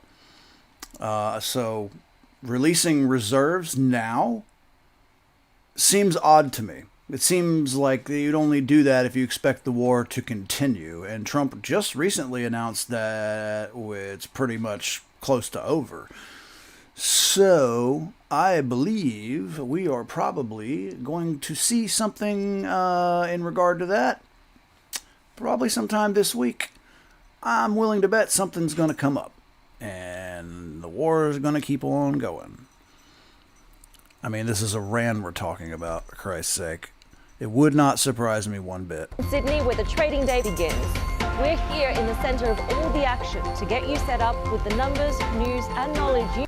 We are approximately 30 minutes out from the opening bell. Drop a like, would you? I'd really appreciate it. Join us on Bloomberg Asia Trade. Weekdays only on Bloomberg TV. Context changes everything. We are... Seems like everybody's in commercial right now. And also battery of this size. I did do DC testing as well, checking the 12-volt socket, as this is rated for 126 watts, which this easily... Yeah, I don't care. Follow the biggest headlines, live analysis, breaking news, and sharp trade ideas. Everybody's in commercial. Shows built for action, we break it all down in real time with speed, accuracy, and precision. I think one of the most important things is you're making a play in a risk-defined way here going into earnings. So that would be a further down to watch. Smart, actionable data, veteran traders, and trusted financial Everybody's in analysts. commercial. Streaming live The and hell? on demand. Schwab Network, streaming 24/7, any screen, anywhere. That's not Schwab. That's Fox. Yeah, Hey, Bob. okay. Hey, Andrew. Last Let year, me my fix dad that. had a stroke. Big shock to see this person that I've always seen as a force in our family. Give me back my Schwab. Schwab. A long time. Okay. Jim, my financial consultant. Oh, I'm a moron. Mad 20 I years was ago. actually Jim's really. I was actually looking for Fox Live. Whoa. Whoa. I just built a budgeting That's app in your Base mom. 44. Guys. That I will have to There check we on go. with the Pentagon and get back to you. Sure. The president said yesterday that President Putin told him he wanted to be helpful in the Middle East. The Kremlin put out a statement where Putin said, quote, "I would like to reaffirm our unwavering support for Tehran and our solidarity with Iranian friends." How does the president think that Russia could be helpful, if not helping Iran? And did the president push Putin on Russia sharing intelligence with Iran in this war?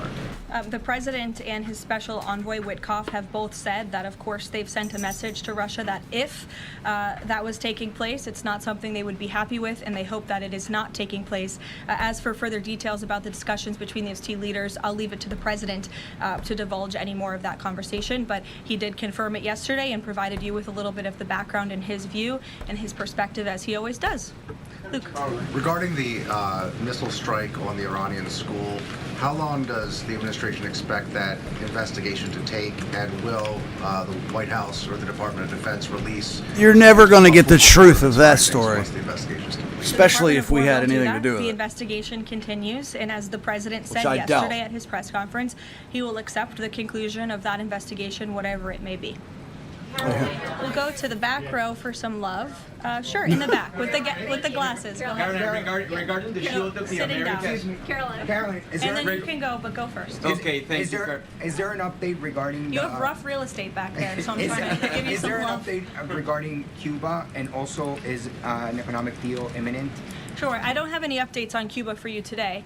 Obviously, this is something the administration is actively dealing with. The president's made it quite clear, it's his belief, based on fact, that the Cuban regime is bound to fall. The country is obviously in a very weak place, economically speaking. The people are crying out for help, and the president believes and knows that the Cuban regime wants a deal. So as you know, Secretary of State Rubio has been engaged in those conversations as directed by the president. I don't have any updates for you today, though. Thank you, Caroline. Regarding the shield of the Americas, the initiative by President Trump this weekend, big names, a lot of countries, but some notable absences. For instance, Colombia, which is a key ally with the United States in terms of counter-narcotics. And President Gustavo Petro was here at the White House, and he met with President Trump. Why wasn't Colombia invited to the Shield of the Americas? I don't think we're seeing the level of cooperation we quite want to see yet from the Colombian government to invite them to the Shield of America's event and pact, but we certainly hope that this newfound organization will expand and we can continue to invite additional member countries. But there was quite a few countries there. I believe there were 17 countries represented, 12 heads of state with the president over the weekend. They signed a defense agreement with all of our militaries to emphasize the need to combat drug cartels through Latin America in the Western Hemisphere, and ultimately, of course, to curb the illegal trafficking of drugs to the United States, which is the president's utmost priority in all of this. So it was a great event on Saturday, and we look forward to the coalition expanding. Kelly in the back. Caroline, thank you. Good to see you. I want to get back to another question that was asked earlier. It talked about the political aspects, but there's also the ideological and the spiritual aspects of what Iran has said for 47 years. Death to America, death to Israel. And we've just finished talking about the fact that terror has been around the world. Iran has been the nexus of that in so many ways. Yep. Has the president stated clearly to the American people why this is such an imminent threat in order for Democrats on Capitol Hill? You answered your own question with the American question. people to understand how imminent the threat was? I think he has, Kelly. I mean, you've heard from the president on an almost daily basis over the course of the past 10 days. You've heard it from me at this podium. You've heard it from the Secretary of War, the Secretary of State, the Vice President of the United States. You know, the president's top cabinet and his officials have been repeatedly explaining to the American public the threat that Iran has posed to our country in this moment, but of course over the course of the past 47 years. And their words, again, chanting death to America, speak for themselves. Yeah. What now, Iran? Huh? Why the division? What's that, Iran? You're within dead? the American people. I realize that we have the people are talking about the War Powers Act. They're talking about all kinds of issues. But have people forgotten just how imminent that threat was. Yeah. If they keep saying death to America and death to Israel, they mean it. Look, I don't think the American people have forgotten, but I think Yeah. Democrats on Capitol Hill, they have not forgotten, but they are just so plagued with this resistance to President Trump on everything that they do. Yep. That, again, they can't even rally behind the common sense, bipartisan, long-standing principle of the United States of America that Iran absolutely poses a threat to the United States, that Iran is the world's leading state sponsor of terrorism. And I think that's reflected again in their voting pattern. In 2023, every single member of the House of Representatives, with the exception of one, I believe the final vote was 412 to 1 in 2023 for a resolution condemning Iran as the world's state leading sponsor of terror. And How do now you in vote against that? And this year, under this president in 2026, 53 Democrats voted against that exact same resolution with the exact same language. I don't think that's a Because it's Trump. change in the threat that Iran has posed to the United States. I think it's a change in the Democrat Party's thinking and their vicious hatred for President Trump. Yeah. Danny. Sure. National threat level, following on Kelly, what's the national threat level right now because of this death to America, death to Israel issue? I believe the Department of Homeland Security and the FBI have repeatedly and continuously provided updates. Yeah, unless they're going to fly on some flying carpets, they don't have a chance. Iran's a joke. Is continuing to coordinate and partner with local law enforcement agencies across the ground to thwart potential threats to the homeland. This is something the administration obviously takes very seriously. We are thwarting threats that, frankly, most Americans don't know about because they never make headlines, but that's the great work that the Department of Homeland Security is doing, and it emphasizes and underscores the point of why Democrats need to fund and reopen fully the Department of Homeland Security right now. Danny. On the Iranian school, why did President Trump say yesterday that Iran may have Tomahawk missiles when there are only 3 other U.S. allies plus the U.S. that have those? Because that's what destroyed that school. Again, as the president said yesterday, he will accept the conclusion of this investigation by the Department of War.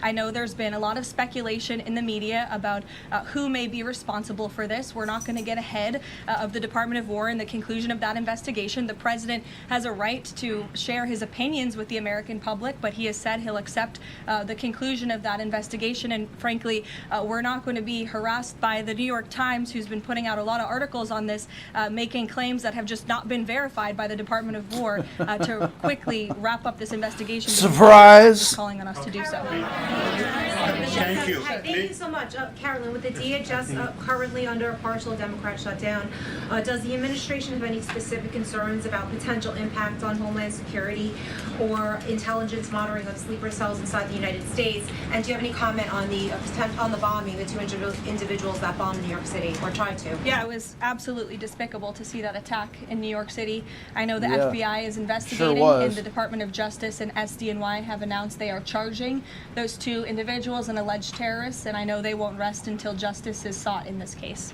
Good. Daniel.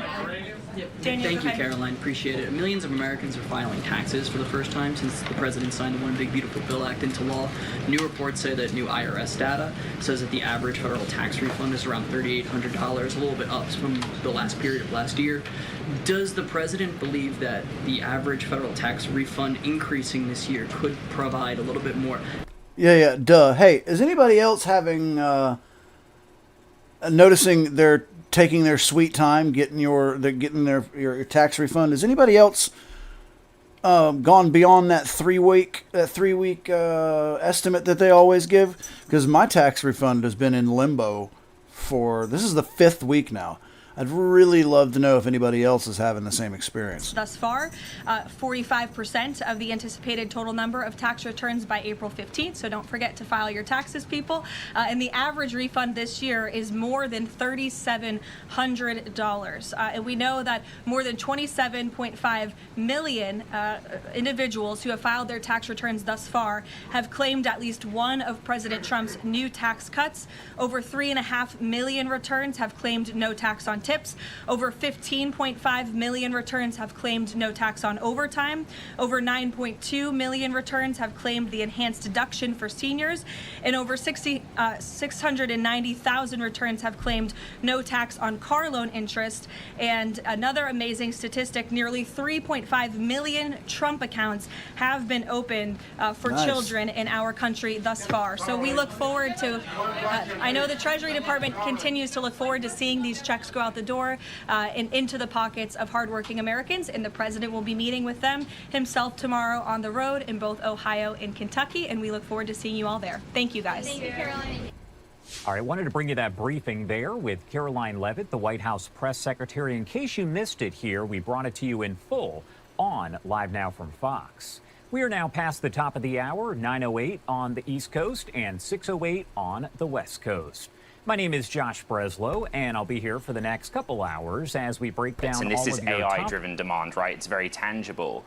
And so the formula that the markets are using this morning with the stock up 10% is to say, okay, the outlook for the fiscal year, which starts in June, is $90 billion of sales. That is beyond what expectations were. That's a good thing. Capital expenditures are holding at $50 billion for the year. So that puts to rest a little bit some of the concerns that the market had about Oracle being overextended and cash burn.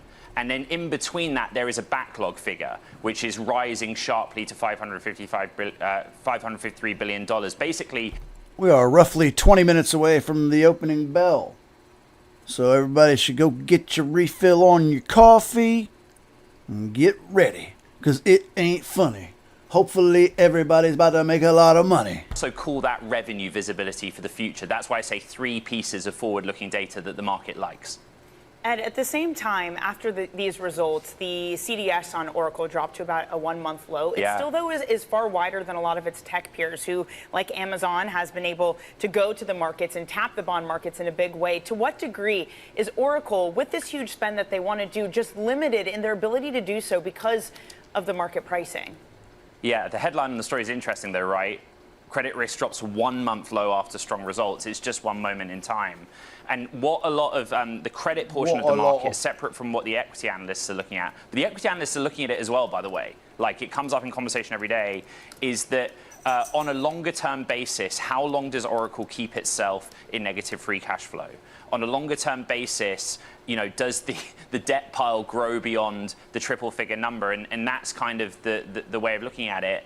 But, you know, the numbers that they posted for the outlook on revenue and the backlog do go some way to saying that the AI story is intact and that Oracle can maneuver this environment, how they're funding what is a necessity to build data centers, turn them on, and run workloads so they can book revenue. Right. I'll remind you, though, that they have a 12% cost of capital and they're burning cash. Free cash flow is negative.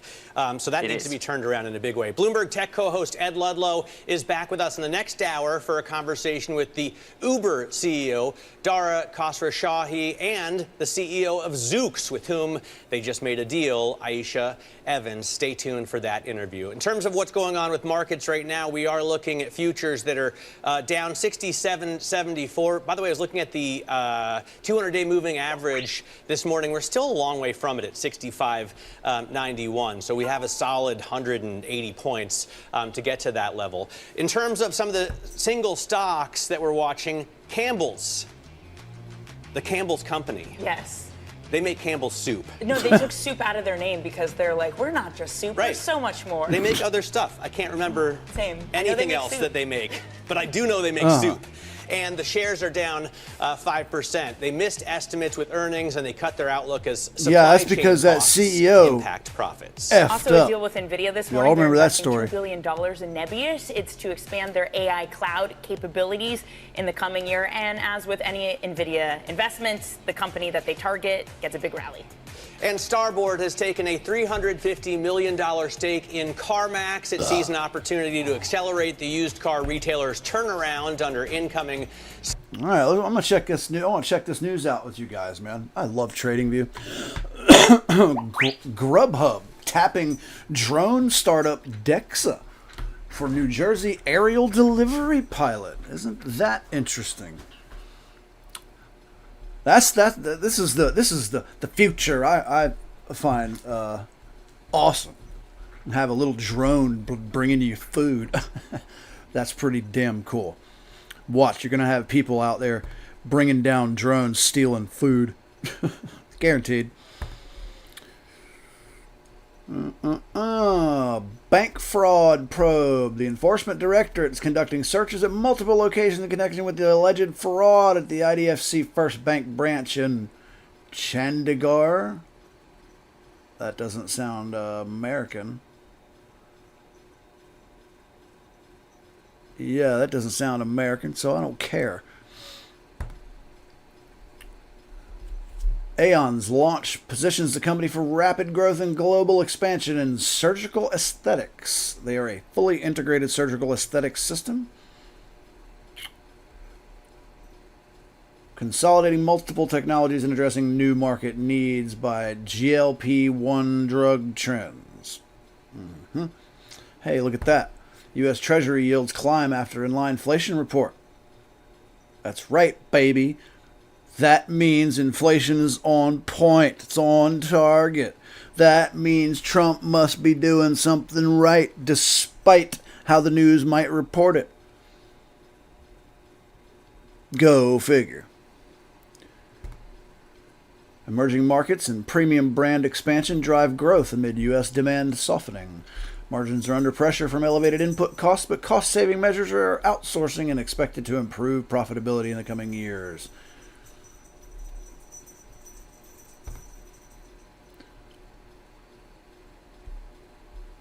Health.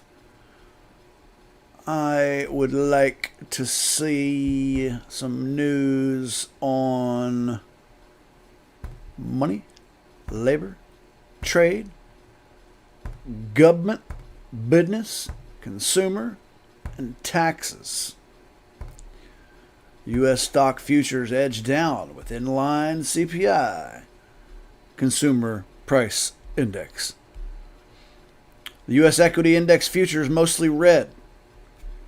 February CPI, year over year in line with estimates. The Euro stock falls, stock 600 index falls, dollars going up, U.S. crude went up, gold is down, Bitcoin is down. I hate it when they report this stuff in the news because those things move so often. They move. They're so volatile, you know. The 10-year Treasury yield rises to negative 4%, 4.18. That is a way of hedging against the dollar, and vice versa. The main U.S. equity index futures are mostly negative after the release of the latest consumer price index. Given this is the February CPI data, prior to recent spikes in energy prices, Middle East developments remain front and center. Yeah. S&P futures are now off around 0.15% on the day versus roughly flat just before the data came out. Now, the 10-year Treasury yield is now around 4.18%, which is flat with where it was just before the numbers were released. The yield ended Tuesday at 4.136%. What's going on over here at Fox Live now? And ASAP Rocky when the shooting happened, and several of Oh yeah, somebody shot at Rihanna's house. So it just speaks to what a close call this was for the two artists. And inside the home, we've learned, was Rihanna's mother, their 3 children, 2 staff members, and we also learned that the suspect fired at another neighboring home. Hey, you know, I'm not saying I support it, but I understand. Counts. And take a look at this, because the district attorney says that the prosecutors and police are still investigating and looking at all of Ortiz's social media posts, and there are many. I'm fighting with the devil himself, and that's why you got Rihanna over there all jealous, because how am I,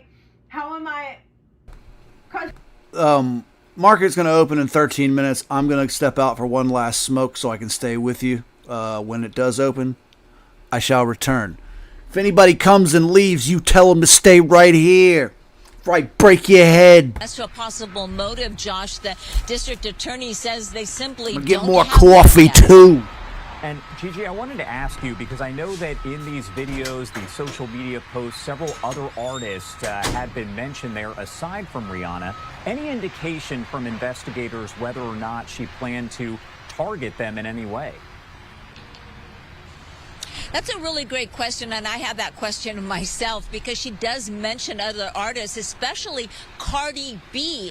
And we asked the district attorney that yesterday, and he said so far they have no indication she planned on targeting anyone else.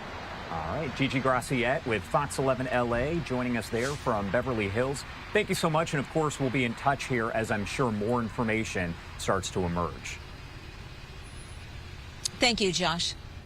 And right now, I do want to sneak away for another quick break at 9:18 on the East Coast and 6:18 on the West Coast. A lot of live events kicking off here on Live Now from Fox in just a few. Stay with us.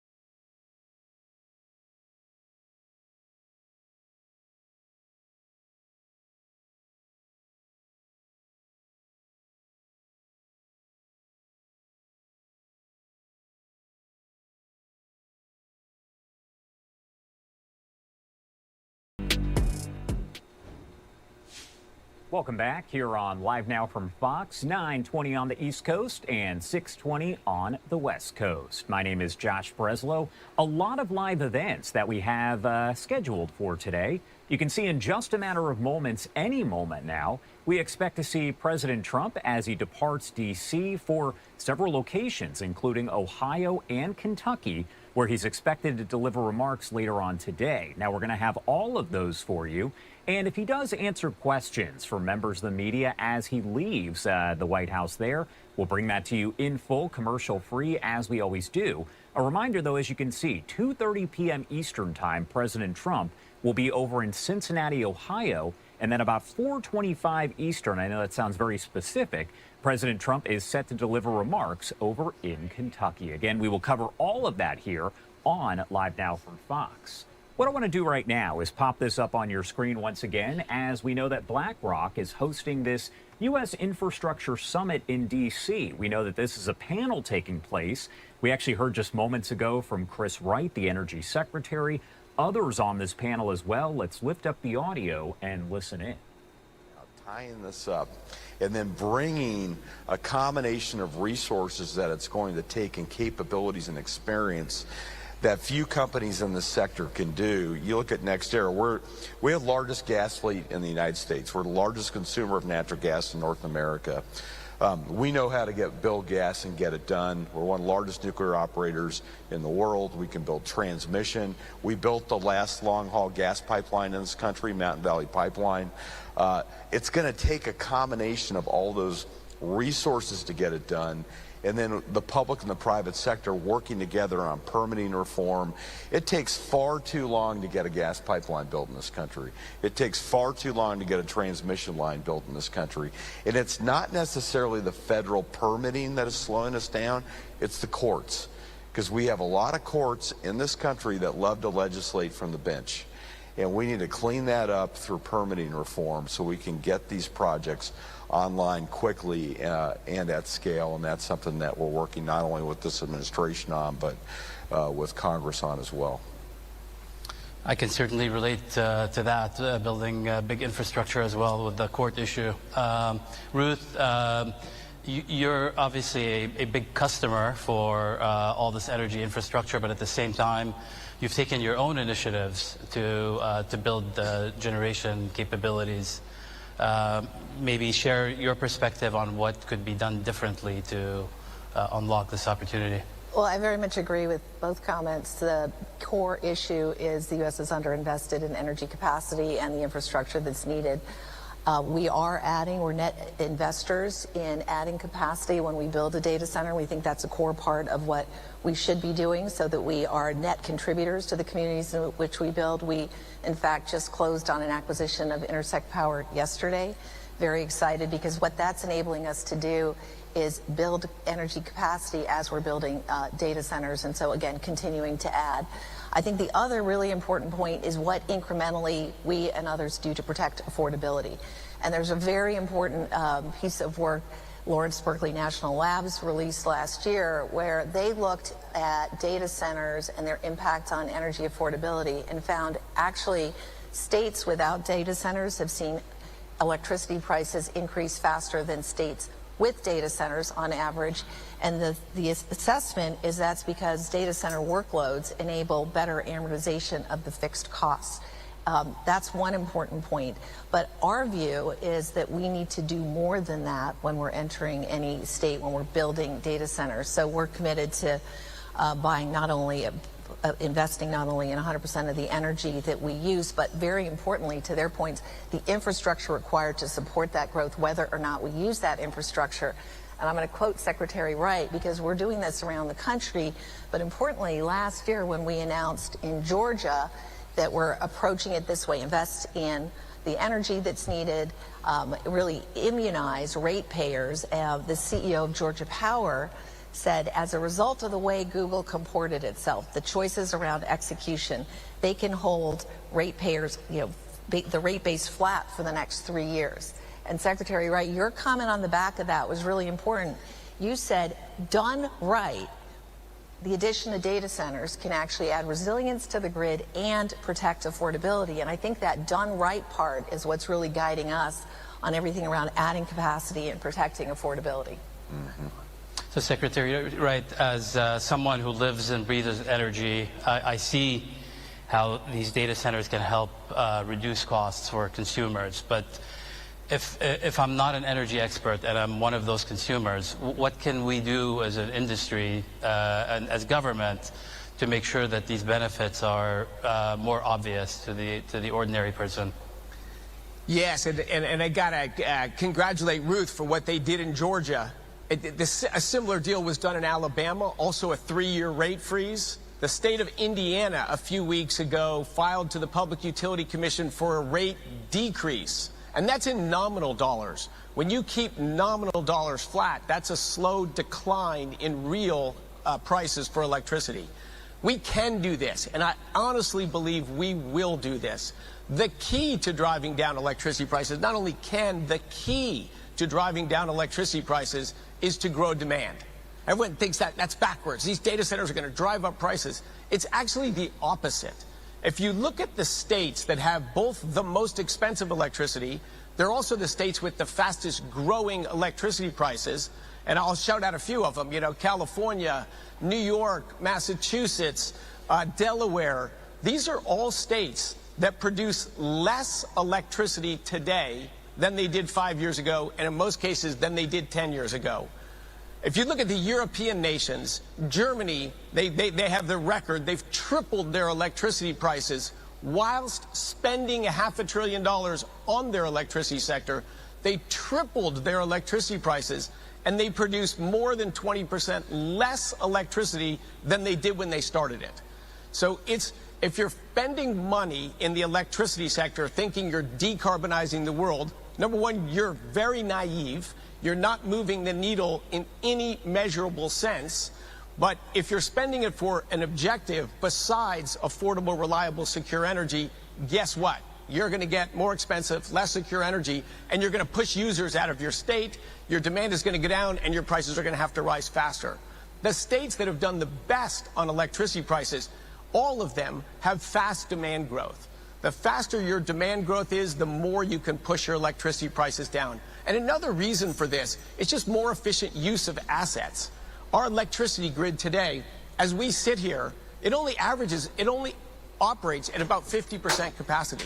So right today, we got hundreds of gigawatts of spare power right now. Bring all the data centers you can build in the next 5 years, and we can power them this hour. Where we what at? Where we matters at? is can we power? Sorry, I didn't leave the heat map at up. peak demand time.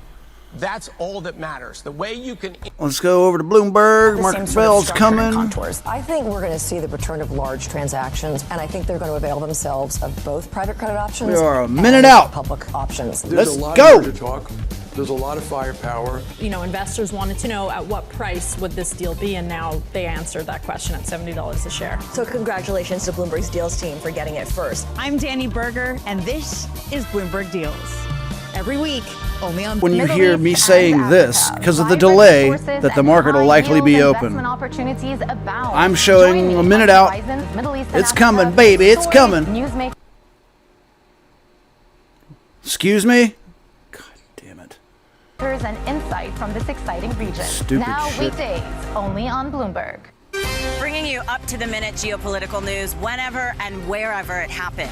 I'm Jennifer Zabasaja in the Lesotho Highlands, and this is Bloomberg.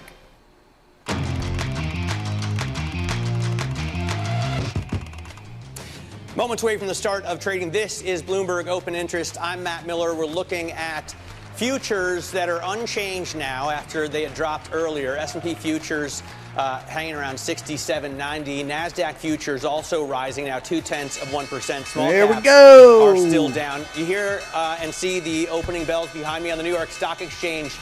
This is antimony, U.S. antimony, which you may remember from the news cycle a couple of months ago, ringing the opening bell, and their stock has soared this year as a miner of critical minerals. NVIDIA on a bounce already. Got Eagle Nuclear Energy flashing us the peace sign, although the shares have fallen about 50% year to date. So they've lost a lot of the value of that company really in one fell swoop. Yes, I hear nuclear's AI this year. Maybe it's a good thing it didn't upgrade that. I can't imagine the market would handle that well because it's CDS. Yes, it's at a 1 month low, but their cost of capital, Matt, as you've been pointing out this morning, is still relatively high.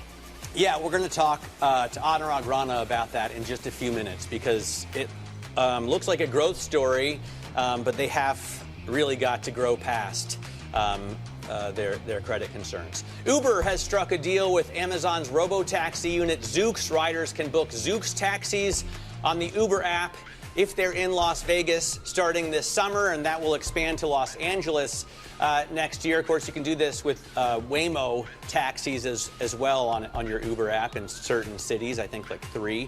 The CEOs of Uber and Zoox will join us at 10:30 a.m. New York time. Still with us is Katrina Dudley, Senior Investment Strategist at Franklin Templeton Public Markets. And without getting back into the whole war in Iran, let's focus on Oracle, because I think it's also a fascinating story for this market, considering we were so concerned Oracle, not only about AI at the beginning of this year, but especially about software. And that sector has done better than any other since this war started. If I take a look, you're right. The 3 pillars of an investment strategy as we went into this year was the continuation of AI spending and CapEx, where there were concerns about people pulling back or companies Look pulling at back. Bitcoin The second running. was the resiliency of the consumer, and the third was just Look this at incremental that income run. refunds. And so if I take a look at Oracle, it really does reaffirm the I do want to check out Oracle, but take a look at Bitcoin, baby. Look at that tear. Give it to me now. Eat it. That is a nice move. You could have made several $1,000s on some derivatives changing. This is bang. That's very nice. Very nice. I like it. Come on. Let's break above that $71,000 mark. If we can stay above $70,000 for the remainder of the week, that will be a big signal for it continuing. Dare I say, a bull market? Because I mean, technically, we're supposedly in the bear market already, but anything can happen these days. There's so much institutional investment that 4-year cycle is kind of, withering away. I just have to share this message around. Bitcoin is on a tear. Hell yeah. Let's check out the rest of the market.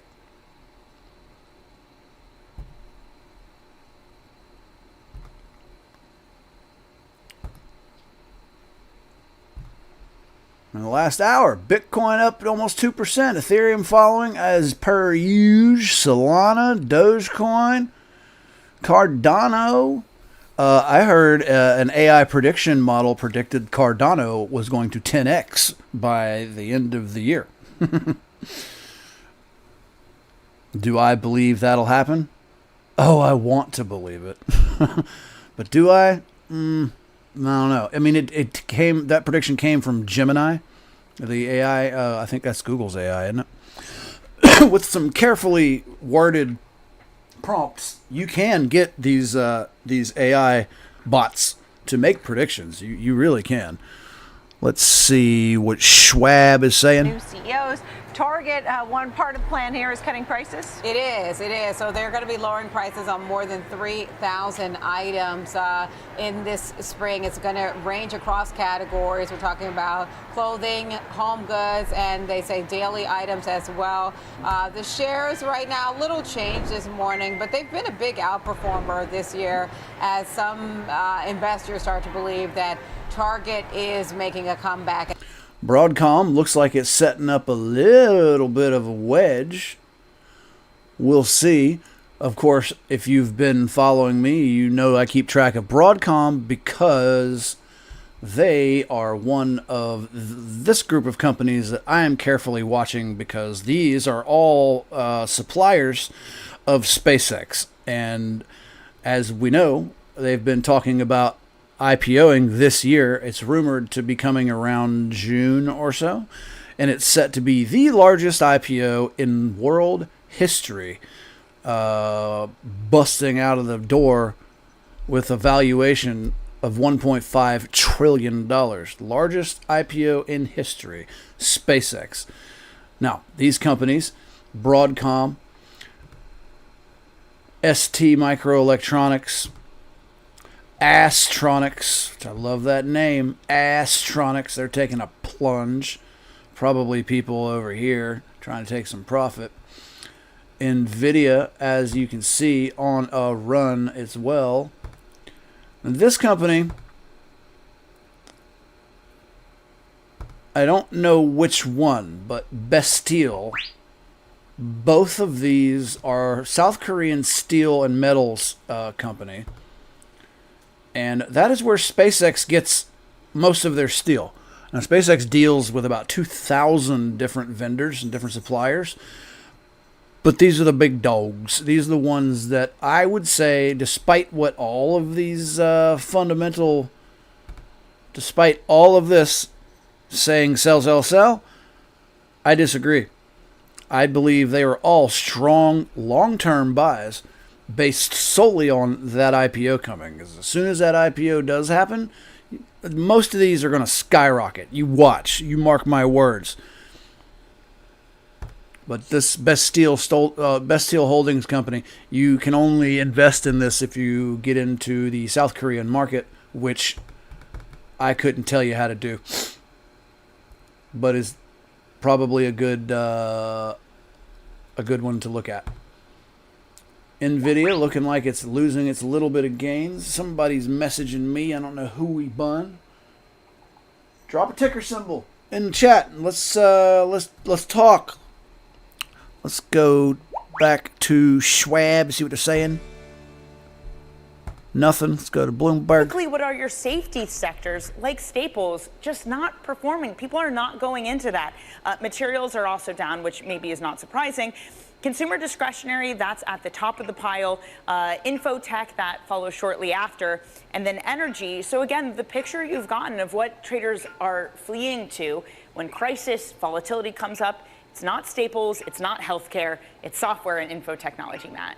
All right, It is a very interesting picture, to say the least, and it gets more interesting when you factor in Oracle's earnings. It gets a much-needed boost from cloud sales and holds its AI spending plans where they are, so that it didn't increase CapEx plans on AI. That's what the market is happy about. But remember, this is a stock that before today had fallen more than 50% from its high in September. It's a company that has turned to negative free cash flow, burning $25 billion in the last 4 quarters, including 11 in Q3, and it has to pay a lot for that capital. We'll talk to Anurag Rana about it next from Bloomberg Intelligence. This is Open Interest.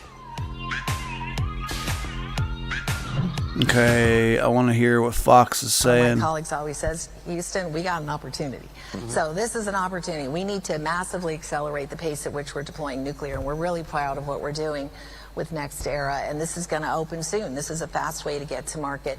Who are these jerks? We're investing and deploying in BlackRock. other sources. We've done a lot of innovation. BlackRock hosting a U.S. Infrastructure Summit in Washington, D.C. In Minnesota that we're really proud of. So these are all... If you are unfamiliar with BlackRock, you need to get with the program. These people own everything. Collectively to massively increase capacity. And the solutions are here, which is what makes it exciting.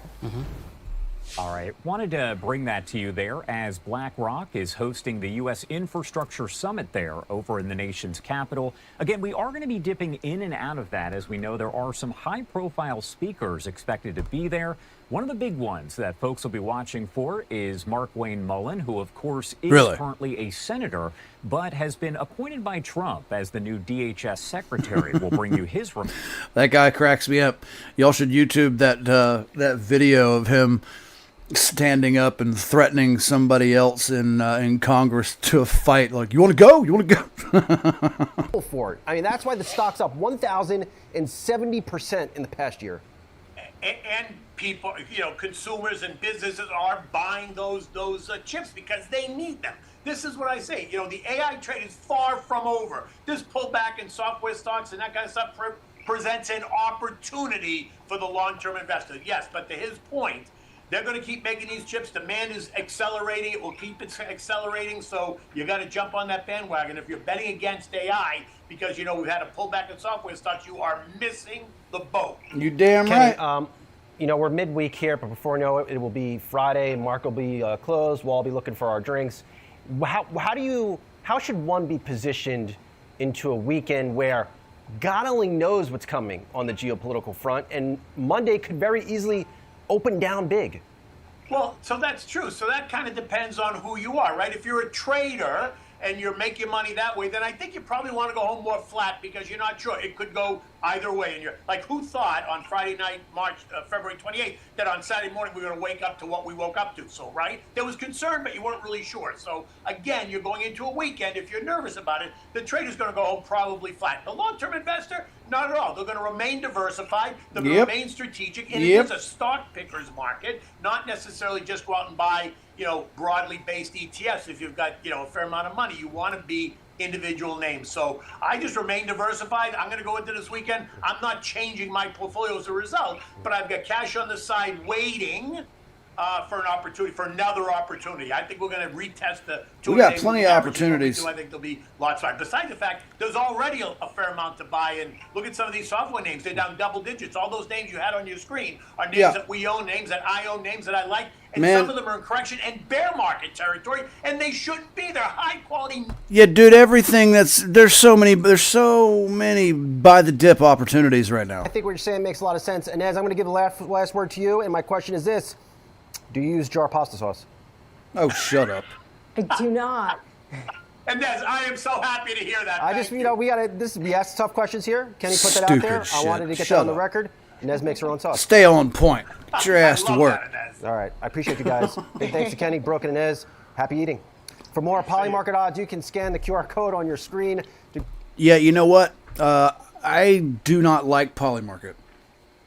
I know a lot of people love Polymarket and use them, and they typically are a decent source of information. However, I can't remember. I wish I could cite what I'm thinking of, but they were busted in an outright lie.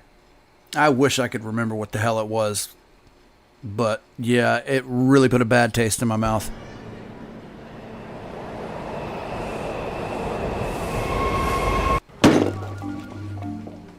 No, we're switching to Scribe for training. Schwab. Model Y manufactured at the Shanghai factory, including exports to Europe, reached 58,000 plus units in February. That was up 91% from a year ago. Tesla also teaming up with Google, and this is to lower electricity prices. So good to keep an eye on Tesla at 409 today, up 2.5%. Yeah, and Tesla Alex, on a you're run. Looking at some tech names and discretionary with up arrows. Yeah, and you mentioned I'm telling you, Tesla, man. You throw Amazon in there, that's a recipe for discretionary outperformance as it's the leading sector on what's a relatively narrow rally today so far, guys. Only about a third of the S&P 500 components are higher, and it's led to a roughly Let me show you unchanged something. marketplace. But software strength That- on the heels of Oracle's earnings. That is Amazon's tokenized stock. This is a cryptocurrency. I really would love to talk about this. The whole idea of tokenized stocks. If you are unaware, this is slowly creeping into the crypto space, into the securities market altogether. A lot of companies are tokenizing their stocks, which adds immeasurable transparency and ultimately is a good thing. If you take a look at the crypto space, there is a lot of tokenized stocks, and almost all of them are doing unbelievably well. Let's see if I can't prove my case here. Tokenized. We have tokenized silver. Let's go a little further and put stock in here, right? And we can see all these companies that are doing this. Look at this. AMD, IBM, KLA, RTX, Intel, Oracle. They were just talking about Oracle. I'm going to pull up their tokenized stock. Look at that. Look at that. Okay? That's their tokenized stock. Now let's also take a look at Oracle's regular stock. Okay? Oracle Corporation. Damn. On a rip from 147. Damn. If you had bought in on that, if you had bought you a call, baby, you're sitting pretty. Congratulations if you did. Okay. So, their stock is up 15%. Their tokenized stock is only up 3%. But I'm here to tell you, dude, there's big things in the crypto space going on. This is relatively new in crypto. And if you notice, they're about the same price.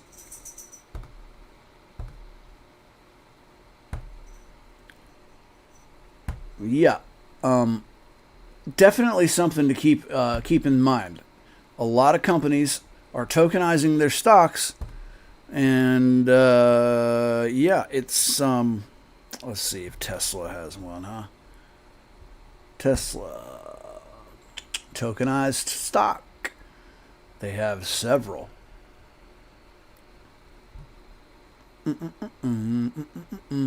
you should probably do your homework and determine which one is actually their tokenized stock and not some jackass making a coin because there's plenty of that.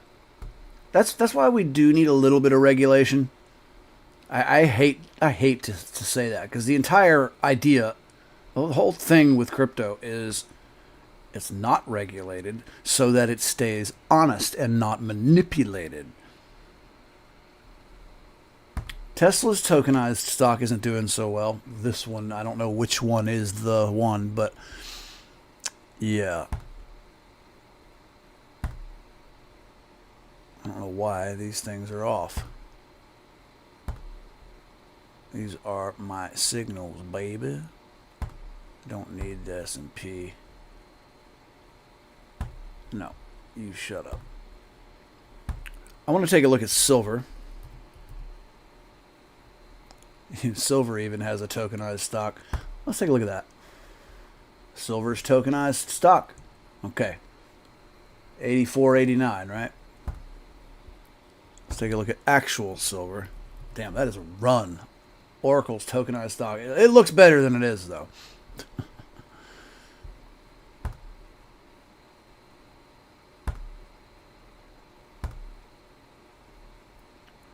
Silver itself coming down. That is largely due to the dollar going up. If you don't know those relations, you should do some homework. When you're seeing the price of silver go up, not the value, you're seeing the price of silver go up, you're actually seeing the value of the dollar come down. Same with gold. Bitcoin taking back some of those gains. If it hangs out right about here, though, and builds a bull flag, I do believe we might end up seeing a little bit of that, because that RSI is still relatively high. You want it to stay up in the 60s, though, a little bit higher than it is. It's still coming down, though. As long as it stays above 70,000, I think we are going to probably do a little bit of this right here, and then, you know, onwards and upwards. Let's shrink this down. Let's see what it looks like on the 4-hour. Well, the 15-minute, 4-hour, and dailies are what I tend to look at. But you got to zoom out. It's looking fantastic. Needs to get above this mark right here. And then I do believe we'll see, say something along this line right here. Come on. Start way back here. I do believe we'll see something to this effect.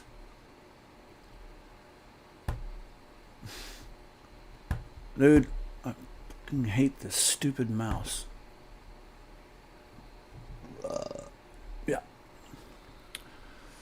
Now, at the same time, the sideways action is a little concerning, because I'm going to go down to this low here.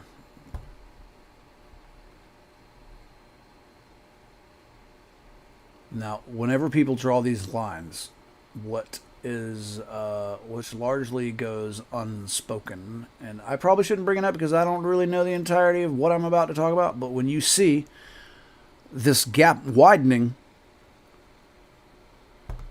I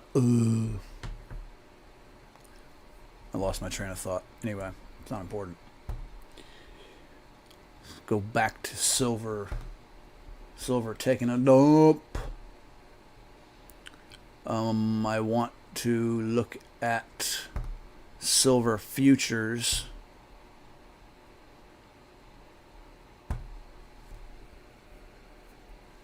You can make a lot of money in the futures. What is this?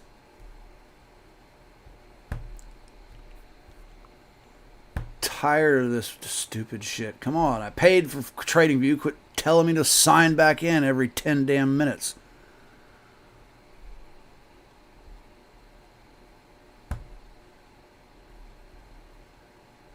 Alright. You shut up. Alright. No, I didn't want Apple. I wanted silver. Y'all heard me say it, didn't you? Silver, actual, no. Sorry, I've had a major brain fart, apparently. Yeah, silver futures is what I'm looking for. Duh. I want to look at the Coinbase derivatives, following silver to the letter almost. Now, this is May. I want to go out. I don't want to go out that far, actually.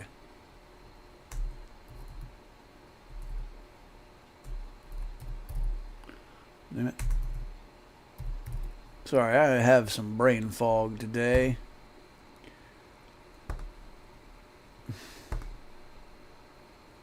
Right. For the Coinbase, let's see.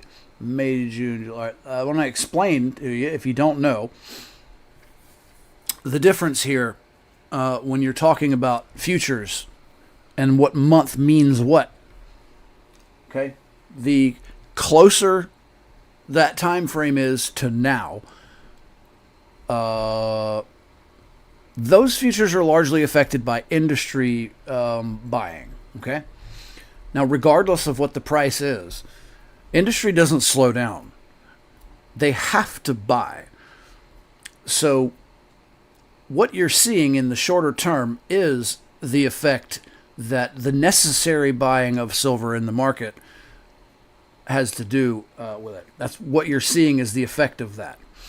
The further out you get, these are mostly investors and collectors and people that buy silver for not for any sort of industrial use. It's all for personal and investment. You know, you're going to have plenty of institutions playing these, but for the shorter term, something that's a little more guaranteed, you should look to the closer time frame, because industry will always be buying. Unless we find something to replace it, that will not slow down. Just because the price goes up. In fact, I would argue that if the price is going up, you might see more industry buying out of fear that it could go up even further. And they're trying to, get as much as they can before it goes any further. So taking that into consideration, what you will usually see as far as silver is concerned, you will see the price of these futures contracts going down the further out you get. For example, right now for the short term in May, you've got a price point of approximately $85.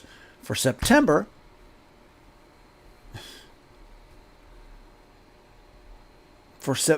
you've got a stupid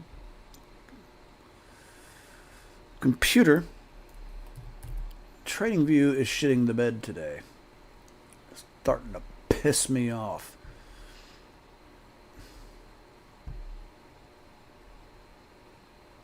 What?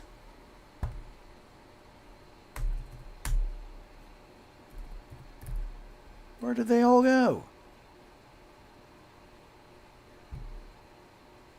Dude, you saw that, right? It was there a minute ago, now it's not. Alright, I'm getting frustrated. Why don't we put on something that's going on in the news, just so I can have a second to do my research here. Thank you so much for having me. Thank you. Of U.S. Antimony CEO, Chairman and Antimony. Gary Evans. Thank you for being. If you don't know what antimony is, you should look into it. Petalides, I'll see you at 2 o'clock for the watch list. Do join me then. Morning Trade Live with Sam Vadas is next.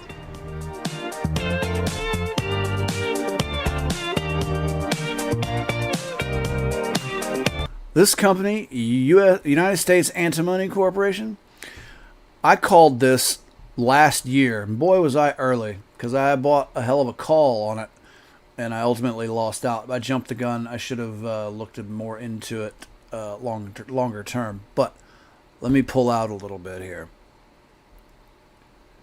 Let's make some one-day candles. Now, it looks like it's kind of on a downward trend. But when you zoom out,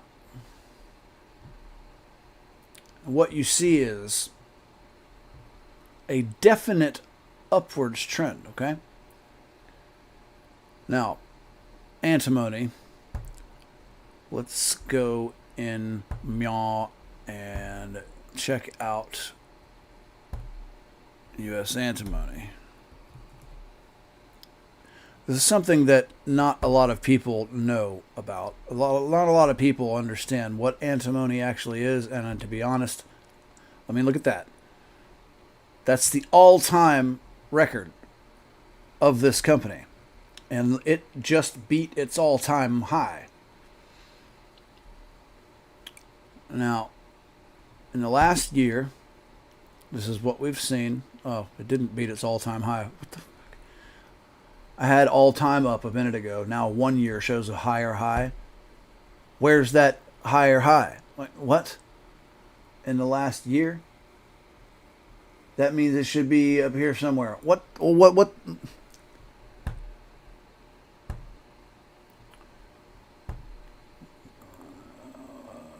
Okay.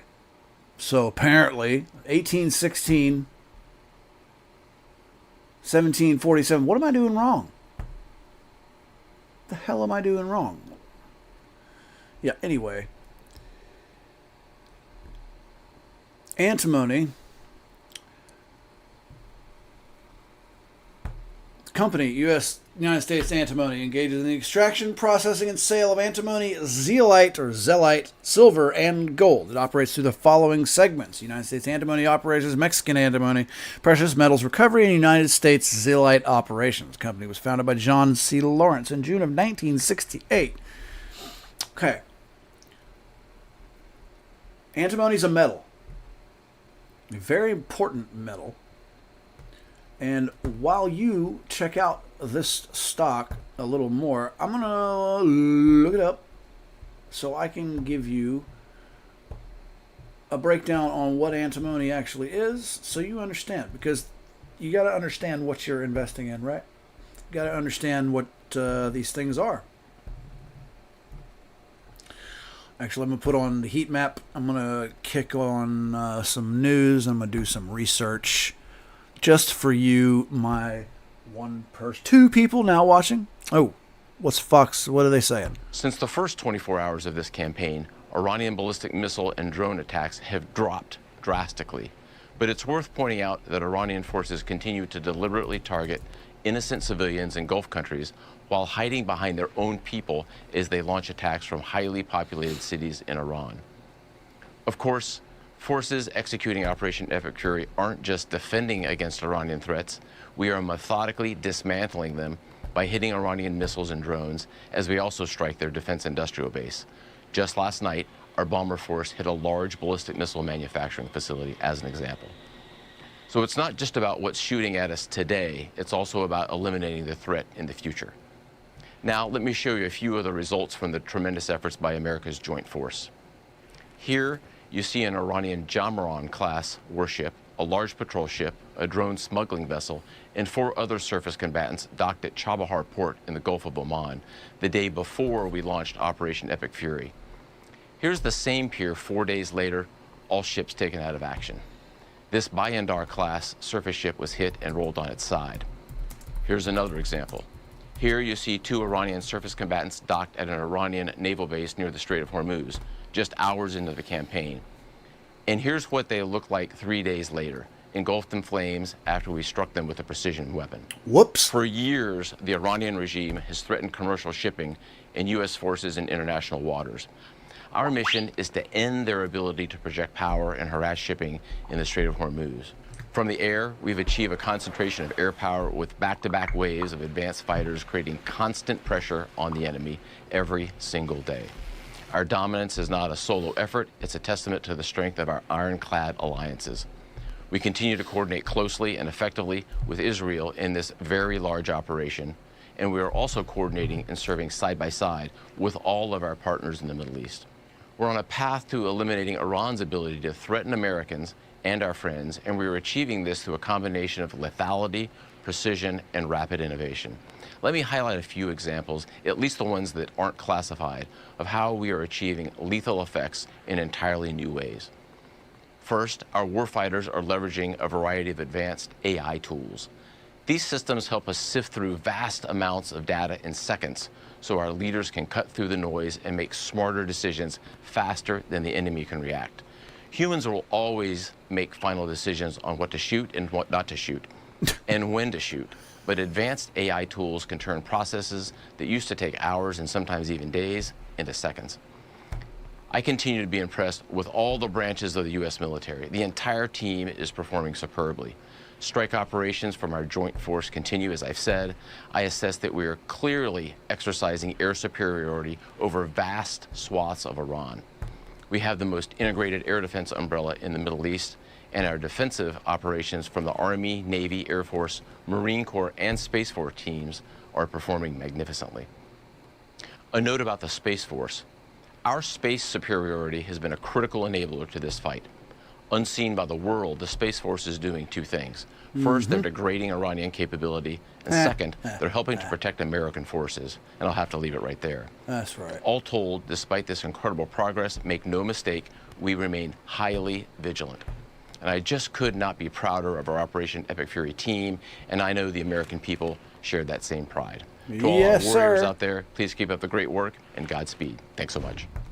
And that was an update from CENTCOM, and I want to post this for you right here. This is from Trey Yingst, our friend over at Fox News, saying CENTCOM says U.S. planes struck Iran nearly every hour on Tuesday, more than 5,500 strikes since Operation Epic Fury began. More than 60 Iranian vessels taken out, heavy strikes expected to continue today as we are now in day 12 of all of this. Now, Phil Stewart over at Reuters now saying this right here. Supreme Leader Mojtaba Khamenei was lightly injured but still continuing to operate, Iranian officials telling Reuters. Again, that has been a topic of discussion as he has not really been seen here, and we know that he was publicly named. You're gonna die, bro. Again, no images of him, no video, audio. Anybody that takes up that mantle, you're dead. Attention. What I want to do right now is bring in Jason Campbell's. No. Okay. Now, if you're just now joining us, I was just talking about this company. Well, first of all, look at this gain. These are crypto gains, the highest gain cryptos in the market right now. And with 169% gain, Adix is your top winner of the day, followed by Michi, Metafluence, Zap, Hi-Fi Finance, and, the rest of these. Buff Dogecoin. Usually in the top gainers here lately, what I've been seeing are various companies' tokenized stocks. I was talking about tokenized stocks earlier. Look at that. CrowdStrike tokenized stock, the first one to show some gains in this list for today. But I'm telling you, more and more companies are tokenizing their stocks. All right, now, back to U.S. antimony. What is antimony, you might ask? Antimony is a metal. And I pulled up some info. It is brittle and can break up easily. It has a very high melting point of 1100 degrees. Well, it's actually kind of low. It's often used to harden other metals, such as lead.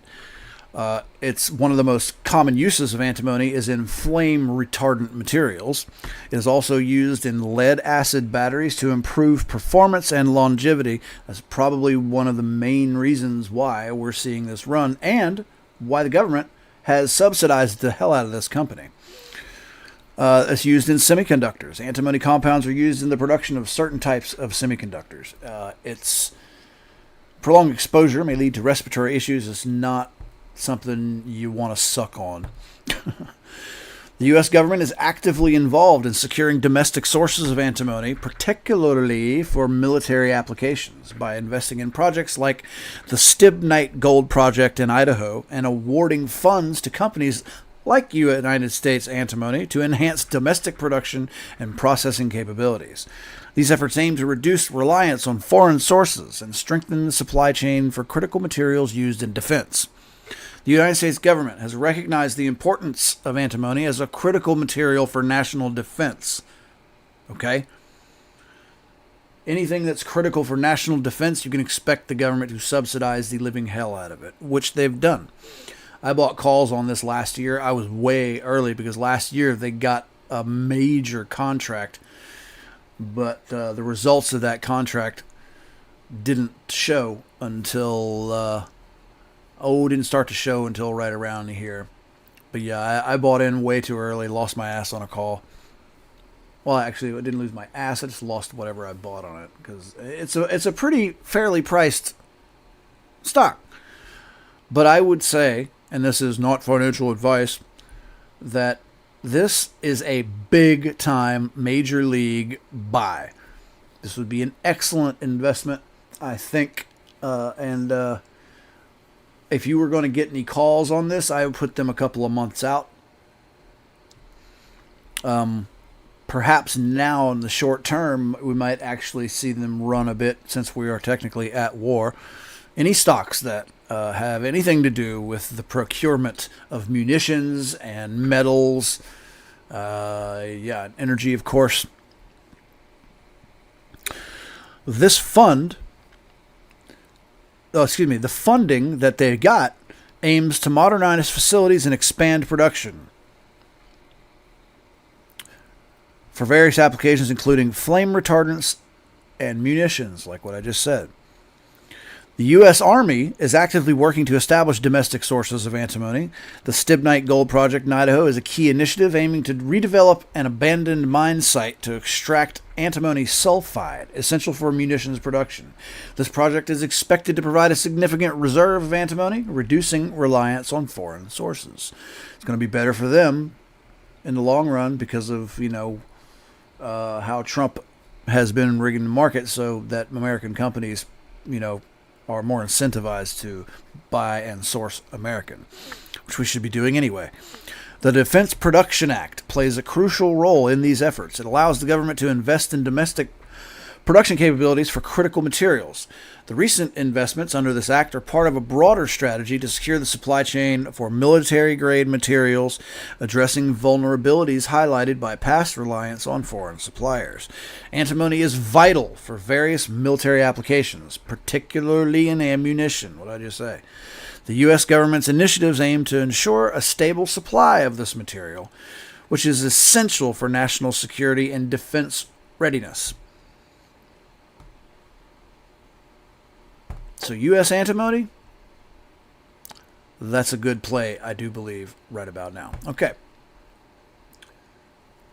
Looks like the dollar is taking a little bit of a plunge, which I would wager to say is causing silver, probably about to cause silver to pop up if this plunge stays.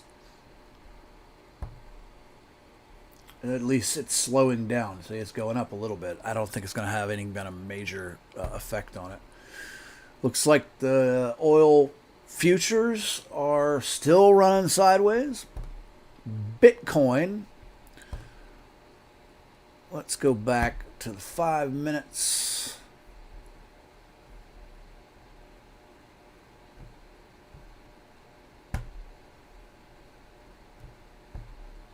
Disregard these lines. Looks like Bitcoin didn't like that pop, but it's still, if it stays right here and makes this little wedge, you've got a surefire pole flagstaff there for a bull flag. What do you think it's about to do? Anybody have anything they want me to pull up? Drop it in the chat. I will be glad to. The live chat versus the comments if you're on Rumble. Looks like the market's volatility is pretty stable for the day. Oracle. This company is doing fairly well today. I would like to check them out a little further.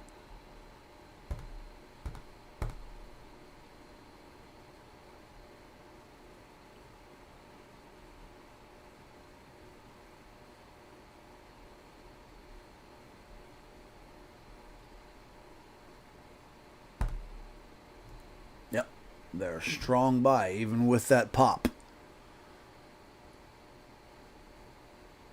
Everything's calling it a buy. The exponential moving average isn't so hot. But other than that, it's got some pretty good momentum. Fibonacci's look like I'm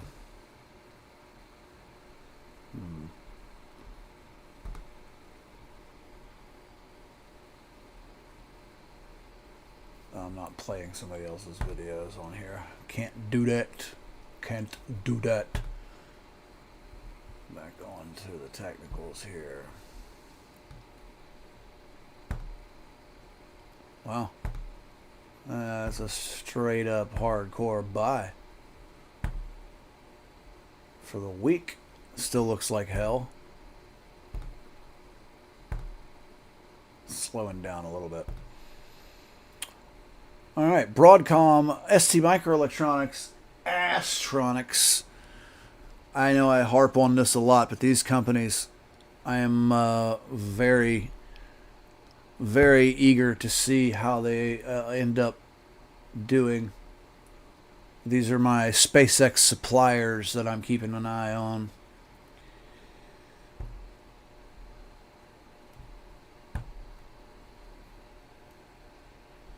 Yep, Broadcom doing fabulous. They will continue to do so because they have a lot of other contracts outside of SpaceX. But with the IPO coming, you can expect all these companies to do fairly well, even though they're not really showing. They're not all showing signs of. They don't all scream buy. Nvidia, of course, is always going to be a buy. The most valuable company in the world. They $5 trillion market cap. Do you understand how insane that is? And then, of course, Best Steel, South Korean company that supplies SpaceX with a lot of their steel and other stuff. All right, looks like the dollar is continuing to come down a little bit, which should bode well for silver. Why is this chart us 4 hour? Duh. Let's pop on the 5 minute. Yeah, it came up a little bit. Will it get out of this channel?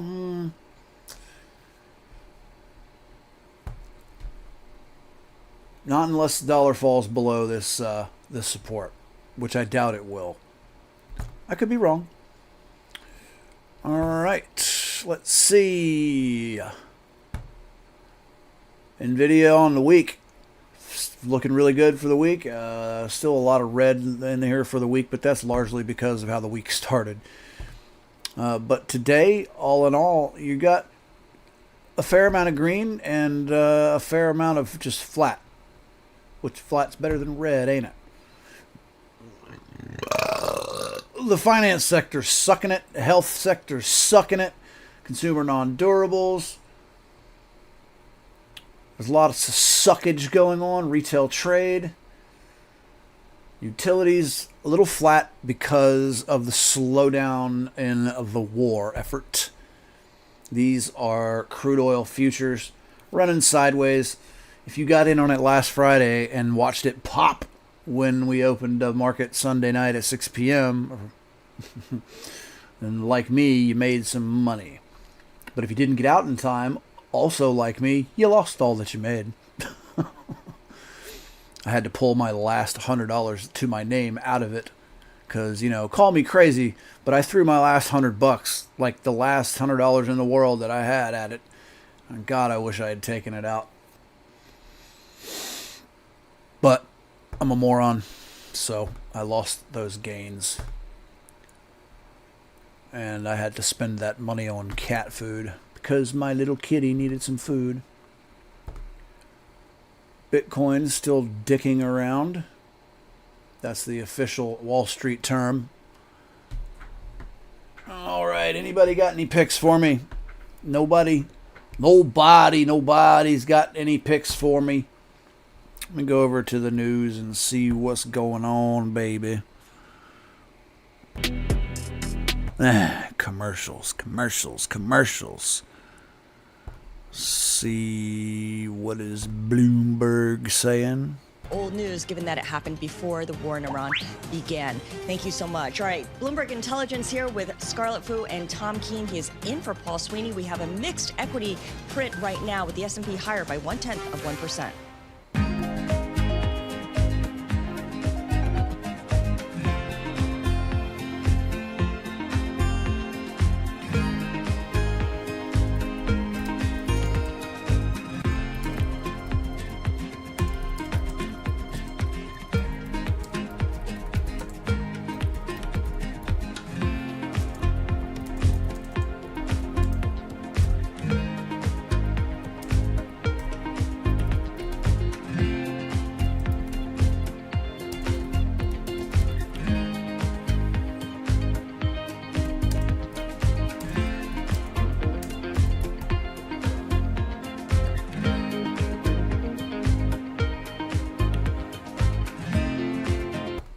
They love to charge me a nickel every time these damn songs play.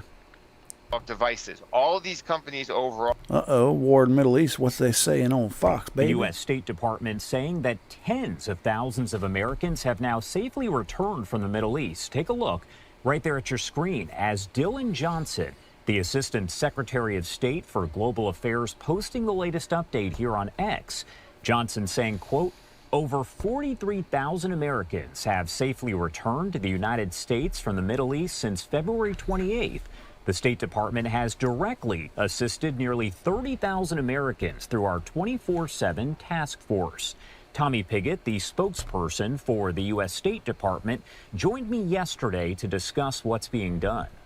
The State Department's highest priority is the safety and security of the American people. We are working 24/7 to live up to that commitment. Our commitment has been to bring home every single American who wants to come home from the Middle East. And right now we see that capacity. We see more seats on charter flights available than demand for them. We have that 24/7 task force that's been activated. We have hundreds of personnel fielding those calls and then proactively reaching out to the American people with options for U.S. arranged departure options for those charter flights, for charter buses, but also for commercial options where available. And we're seeing some Americans who have reached out for help actually decline U.S. arranged departure options for those commercial options as we've seen availability.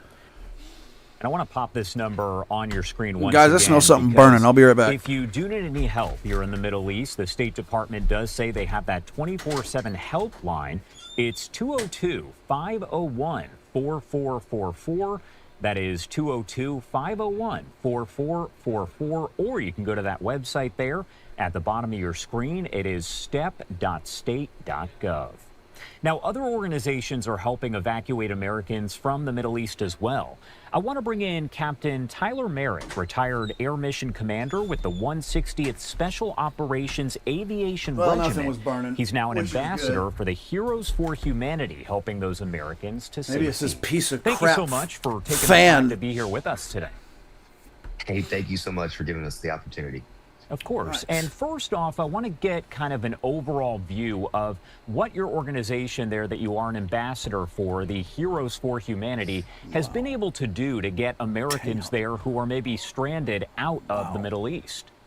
Yeah, over the past week, there's been over 30 individuals that we've been able to get to safety. There's currently over 100 individuals that are in the process of being brought to safety out of the Middle East. But that next step, getting them out of harm's way, getting them out of the danger areas, sometimes brings them to Athens, Greece, brings them to partner nations where they're not in danger, but they're still stuck. They're not able to get home. And I know you just played the clip of the State Department explaining that there's more seats available than there are people that are demanding them, and that's simply not true. There's hundreds of individuals that are stuck in places like Athens that we've helped transport out of harm's way, but they don't have the means to get home to the United States. And it really is a travesty that we can't get them that final mile all the way home. And on that note, I wanted to ask you, because you were talking about the State Department message there from Tommy Pigott, as far as other operations that you've seen, different countries, things of that nature, different situations here, how does the evacuation here kind of differ, compare to what you've seen in previous operations? Oh my lord! In terms Oh of my lord. a stark contract from previous administrations, so this organization that I'm a part of, similar individuals that were helping to pull people out of Afghanistan. These are guys who are on the ground, boots on the ground in Ukraine, doing God's work, rescuing Americans, safeguarding women and children, and they received, and I received nothing but pushback and threats when we were flying aircraft into Mazar Sharif. When we were trying to evacuate people in the previous organization that we left behind. That this administration is doing great work, and they're trying. Absolutely. I'm going to run over to Schwab and see if there's any other major catalysts, because Lizanne Saunders, Chief Investment Strategist, Schwab Center for Financial Research. A very good morning to you, Lizanne. Let's just pick up where we left off with, of course, this IEA decision, because you've said the recommendation of the reserves helps on margin, but that's a stock story more than a flow story. Just talk us through your thoughts right now. Yeah, so some of the data that I've looked at in terms of how long it would take based on typical flow volume to get that much oil to where it needs to go would be a couple hundred days. So again, on the margin, providing that extra supply when we're in a supply constrained environment. But unless we get more shipping that can get through the Strait of Hormuz, then there's only so much that additional supply can provide. And as we're and the fact that they're adding that supply in now, as opposed to yesterday when they were talking about it, the price per barrel was sitting right at about $100 a barrel, and they were talking about putting more oil into the market to hedge against that rising cost of oil because it was over $100. Now it's below, well, I don't know exactly what it is right this second, but it was below 80. This is a futures price. That's not the actual price of per barrel. Trump posted that it was at 77. I didn't look anyway. If they weren't willing to release that reserve when oil was at $100 a barrel, but they are willing now to release those reserves after it came down 20%, what does that tell you that they're expecting concerning this war? That tells me that they're expecting things to rise up, because what they were trying to guard against was the rumor that the next move was going to be to $150 a barrel. That would be a doubling of what it is right now. And you can expect that if the price of oil doubles, the price of gas, these things move exponentially. That's a more than double on the price of the pump. So that's why they'd want to hedge against that, obviously. Hopefully we don't see that. But the fact that they're willing to release these reserves now, something doesn't add up as far as what the narrative is. Trump just said we're real close to the end of the war here. Well, if we are, well then, it just doesn't, some of this just doesn't add up. I expect we're going to get some sort of catalyst for oil to pop. And they are trying to guard against that, something they know is coming. You have a company like Kratos Defense, which is trading very rich right now in terms of earnings-wise, but they're getting more and more contracts now because people are looking to lean into this type of alternative technology. I was also watching a stock called Air Environment. Yes. I'm saying that right today. That one's going in the opposite direction because it's sometimes it's really good to be a government contractor, and sometimes it's risky to be a government contractor because there's some various budget cuts effectively that are affecting a contract that company held. And they were recently downgraded by one particular analyst on Wall Street. They missed on earnings, they missed on revenues, they guided lower in terms of forward-looking projections. But the space is still very attractive. So the way to play these emerging technologies is not just with one potential winner, but multiple winners. And that's why you bring in companies like Kratos into the equation as well. Taking a step back to the macro again, we had CPI this morning, which kind of feels a little bit like an afterthought because of what's going on with oil prices, but shows, a sort of base of an inflationary environment that is not reigniting or getting out of hand, right? So how are you thinking about as an investor what's going to happen with rates? given that you've got now the oil overlay? It's an excellent point. So headline 2.4% year over year. I think core was 2.5% year over year, in line with what we saw in January and also in line with expectations. Of course, that didn't factor in the dramatic rise in gas and oil prices that we've seen since this conflict started. But you know who is going to factor that in next week is the Federal Reserve. They know that the March report is going to show higher headline inflation, not core, because it strips out volatile food and energy prices, but higher headline. That's why I think the Fed right now is stuck between a rock and a hard place. We saw some weakening jobs data last week, and now we've seen some concerning potential inflationary impacts from rising oil prices. So I think the Fed stands put for the balance of the first half of this year. Now, maybe when Kevin Warsh comes in as the new Fed chair, maybe they come slightly more dovish.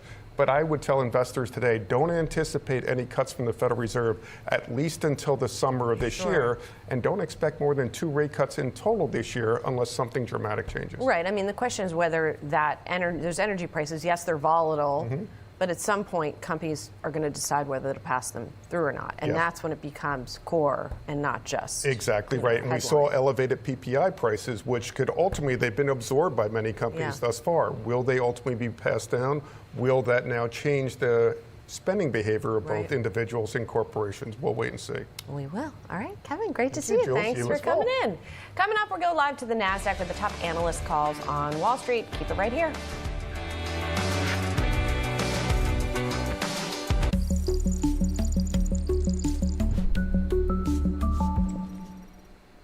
Hey, it's Scott here from Scott & John's. We make delicious frozen seafood meals. Look for them in the freezer section.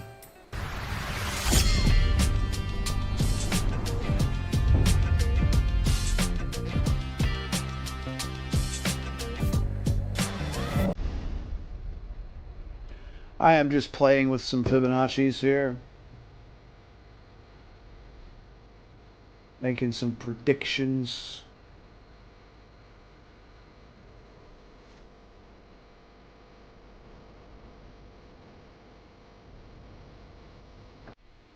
I will be right back. I'm going to go back over to the news. They're in commercial as well. What's on everybody's mind here lately, huh? Talk to me in the chat. Forcing these gates that are going up in certain funds. But I think beyond that, there's clearly, we've seen some episodes or some evidence of some, faulty underwriting, for lack of a better term, and fraud within the private credit space. Okay, where's the trend here, given a war? I mean, I'm not going to correlate a war with a private credit debacle. Skylar will throw me off the show. But the fact is they're both occurring at the same time. How do you interpret that? Well, I think it puts more stress on the... what about your mom? Here we go. Go back to Fox. And we've been talking for the last several hours here about that infrastructure summit that is underway over in the nation's capital. Right now, it looks like we are hearing from the Interior Secretary Doug Burgum. He is speaking on a panel alongside several other names here. What I want to do is pop up the audio and listen in here. There's a tremendous opportunity. And so we have hung in there looking for the opportunity to continue to strengthen our position in the country. As the Secretary said, the Gulf Coast refining system really is designed to run that type of oil, which is a little different than what we're seeing produced in the U.S. right now, which illustrates one point that sometimes I think is lost in the discussion about energy security. You used to hear people talk a lot about energy independence. There is no country in the world that's energy independent. Every country imports or exports energy to other countries, including the U.S., even as the largest producer, as I said before. And so we're part of interconnected markets here, and having the ability to trade freely, to invest across there, and then to optimize the flows of energy into all these different economies is very important, and something that our company has done for a long time. And we. Well, isn't this interesting? This is silver. The 1 month chart. Every candle is 1 month. There is record going back to 1802. And then when silver became an investment tool, look at that action. I'm going to cut the 1800s out in the early 1900s, as interesting as that is. Let's start at 1970, okay? Around 1970. There's our most recent all-time high. And in 1979, 1980, when was it the Wright brothers? Is that right? That's when they cornered the market. Well, no, I think this is probably around when it started. And they cornered the market and had a good old run up to about $50 an ounce. We then didn't see that again for almost 30 years. So this right here is a good 30 years worth of data. You can see a bull flag right here, and then back down, and then bang right back up. And when it came down here, it would have been a bull flag, but it fell below that. So then for the next, oh God, 25 years, it sat here. Imagine if you had bought up a bunch of silver in around 9/11. You could have got it at less than $5 an ounce. If we only knew, huh? Hindsight. Now, I'm going to drop some Fibonacci's on this here silver chart from the all-time. I want to start here.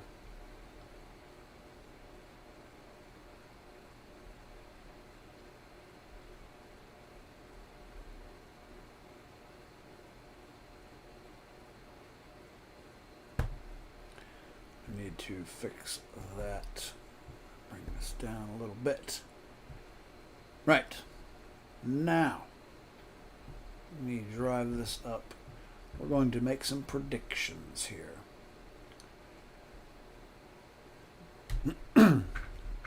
Right.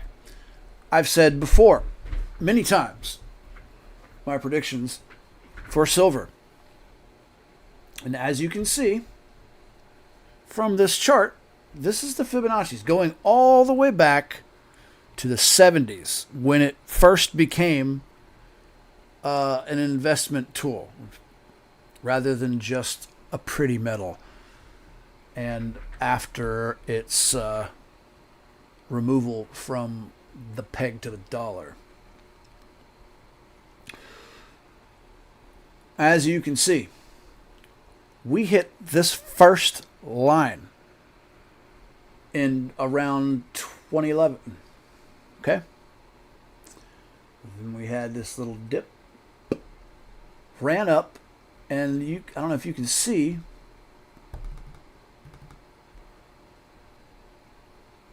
but each one of these candles is a month. Okay?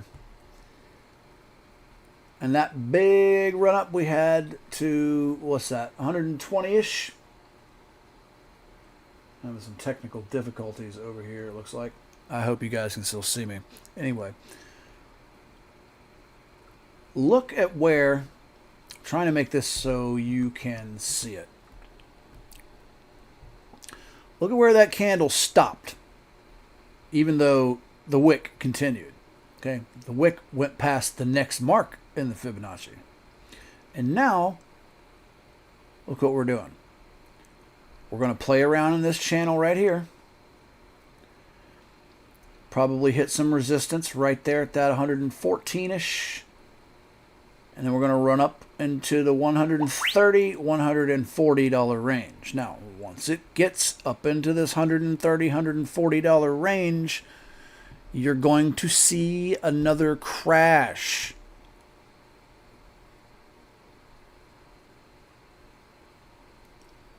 If I could pull out to weekly, hopefully it doesn't screw me up too much in my predictive model here. Now, you see we ran up to about $120. And then within a week, we came crashing down to this little channel right in here. and then even more so right into the middle of it. This line right in here is a major support level. Okay. So if I had to estimate, when it runs up to the $130, $140 mark, it will likely crash back down to probably the middle of this channel here, right around $100. It may go lower into this channel. You definitely don't want to see it come down to $50 an ounce. I don't think we're ever going to see $50 an ounce ever again. But if it does, then all this goes out the window. But after that crash, look where our upwards trend is, where our upward predictive model is. 170, you might have a little bit of a stall right there. But $220-ish. That is our long-term prediction. Okay? Now, I don't like doing these lines, but just for shits and giggles, let's go ahead and throw one up here. Okay. What we're trying to do is get an idea of about when this might possibly happen. And it is saying right around August of this year. Now, I would love to believe that. And it is certainly possible. However, we all know silver has a history of doing nothing for years. I was collecting and trading silver in 2013. And it was 2011 when it ran up to, 2011 when it ran up to $50. And around this time, people were saying, it's going to go up to $2,000 an ounce. Yeah, right. I knew better. It touched that mark right there, which would have been a major milestone to cross. And make no mistake, it was a major milestone when we hit it again. You see how long it took to hit it again? It took almost 15 years. So, I don't think it's going to take another 15 years. It certainly could, but I highly, highly, highly, highly doubt it. There's too many things going on in the market these days. You have with the inception of crypto being a major game changer for markets in general. So keep that in mind. Silver for your long term, possibly a shorter scaled long term, I do believe is an excellent opportunity for some insane gains. That bodes pretty well. If you want to take a hell of a chance, you could go in and get you a September futures contract for fairly cheap. But if you don't know how liquidity or how your liquidations work, I would advise against that. Because, if silver were to decide to drop, you'd need to have enough liquidity in there to guard against liquidation. And usually when you're trading in futures, you're trading with some form of leverage. So if you have 10x leverage, you should probably keep, I'd say 50% of what your notional is in the liquidity pool uninvested to guard against liquidation. Because remember, kids, if you've got 10x leverage, then that means if the price moves down 10%, you get liquidated. If you have 100x leverage, it moves 1% down and you're liquidated, because 100x leverage would make your investment 1% of the total. So if it moves 1%, the people whose money you're using as leverage ain't going to lose their money. You're going to lose every cent of yours. That's what liquidation is, and that's how liquidation works. That being said, you have to have enough money in your liquidity pool alongside it in the same account that's not invested to act as a liquidity buffer. So if you wanted to guard against say, a 5% drop instead of a 1% drop with 100x leverage, you would need 5 times your initial investment as a liquidity pool, in your liquidity pool. So let's say you had $1,000, and you wanted to invest in anything, and you wanted to use 100x leverage with your $1,000. Well, your trade weighs now $100,000 because of that 100x leverage, okay? That means you profit like you would if you were using $100,000 worth of money, okay? But since your $1,000 is only 1% of that $100,000, if your investment goes down 1%, you get liquidated, you lose every penny. But if you have, say, $5,000 extra in there, then you protect yourself for a 5% drop. So whatever you think is a reasonable amount of fluctuation, that's how much liquidity you need to add into your account and leave uninvested to guard against liquidation. So if you really believe in a play, that's what you'd have to do just to be safe. That's how liquidity works. That's how liquidation works. That's how the leverage works. If anybody's got any questions regarding that, please drop them in the chat. I'd be happy to explain. But I think I explained it pretty well. All right. That's my spiel on silver and also liquidation, getting liquidated. Because I know when I first started playing with derivatives, I started with PHEMEX. PHEMEX is great. There's a link in the description if you want to set up an account. They actually, PHEMEX and BTCC, I think, both of them have crazy good sign-on bonuses. I think with PHEMEX, they've got up to $15,000 worth of free money they'll throw at you. And BTCC throws a lot of, they'll throw you a lot of free stuff. They'll give you $20 just for liking them on X. And you can't cash that out. That's only to be applied towards like fees for your trades, or you can't withdraw it. It has to go towards a trade. Some of the money they give you is only there to act as a loss. Like if you lose, they'll take that instead of your money. Really cool. Really, really cool. That's BTCC. There's a link in the description if you want to sign up using my code. It'd be awesome. I think we both get like $100 or $50 or something out of the deal. They are the oldest crypto exchange in the world. They've been around since 2011. No shit. They're awesome. Anyway. Heat map looking okay. Looks like Nvidia and Google and the big players are taking a little bit of a dip as the finance sector looks like they're doing better. Looks like a lot of things are doing better.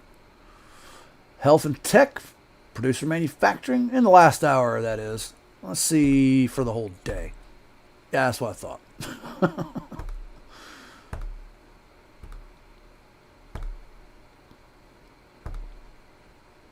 The last hour looks like the market's making a good rebound, which should strengthen the dollar. And there it goes, which will bring down silver. Look at that, right on cue. It's going to come down to right about here. Unless something changes, it'll keep doing that. Silver coming down, baby. I'm telling you, man, right now is a good time to buy silver, just to hold. A good long-term investment. I'd wait until it came down here, buy a little bit up, because it's going to bounce up again if you want to short or do some quick trades. I don't like using that word short. Yeah. Where are we at? Crypto heat map. Everything looking pretty flat. Well, everything looking pretty green. We're having a good day today, guys. We're having a good day. Bitcoin deciding to take a little jump. Let's shorten this up a little bit and put the 5-minute back on, baby. Here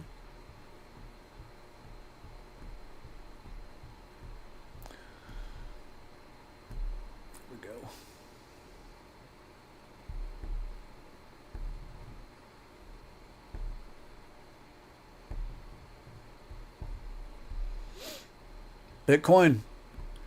Bitcoin. Man, it looks like Bitcoin's setting up a beautiful bull flag. If this comes down to right about here, no lower than this, well, no lower than that, it could go right about here. We could be setting up a beautiful bull flag. Boy, wouldn't that be nice? This is looking really good, guys. This is looking really good for crypto in general.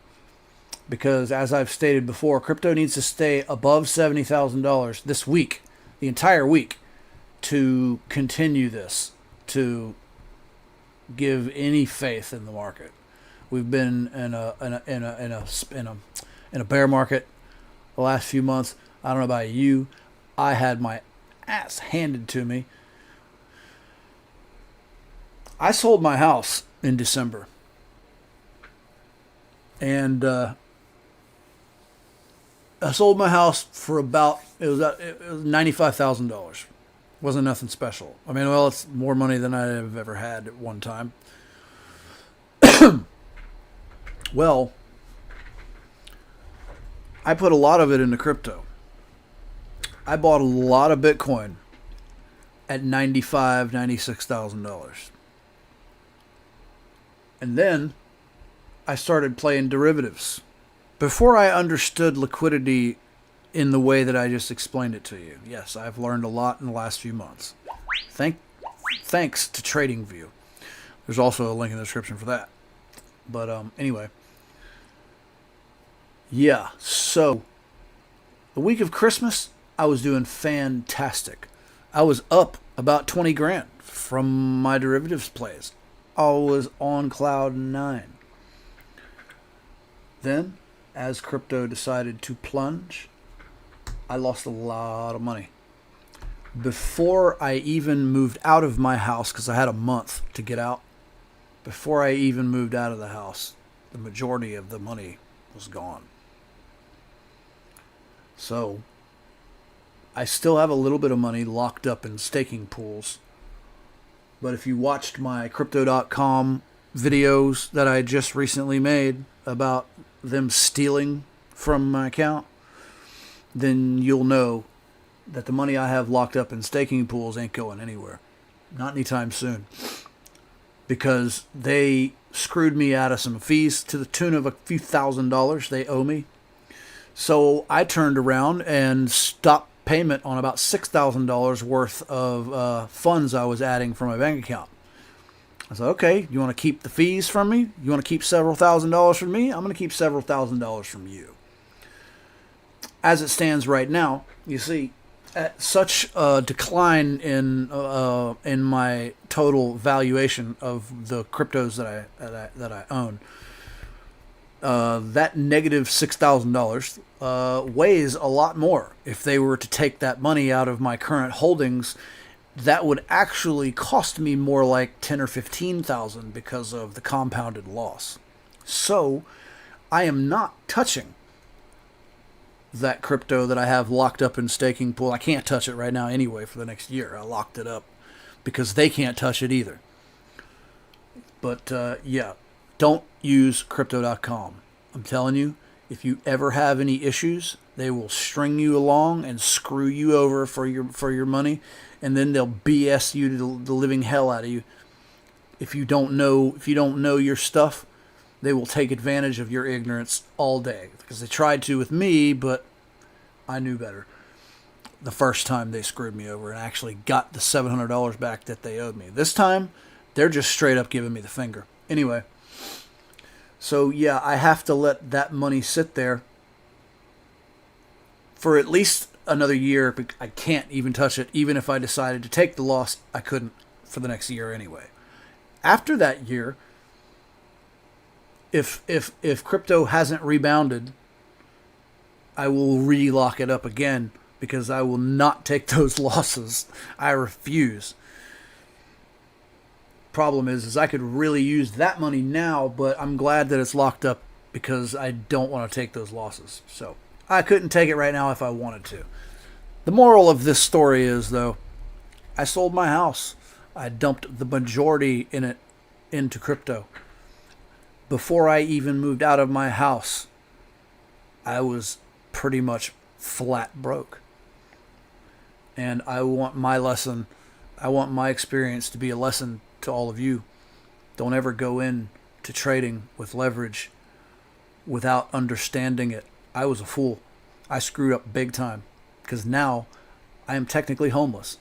I'm staying with a friend of mine who has given me unbelievable support. She's letting me stay here without paying her a dime. Now, why don't I go my ass to work?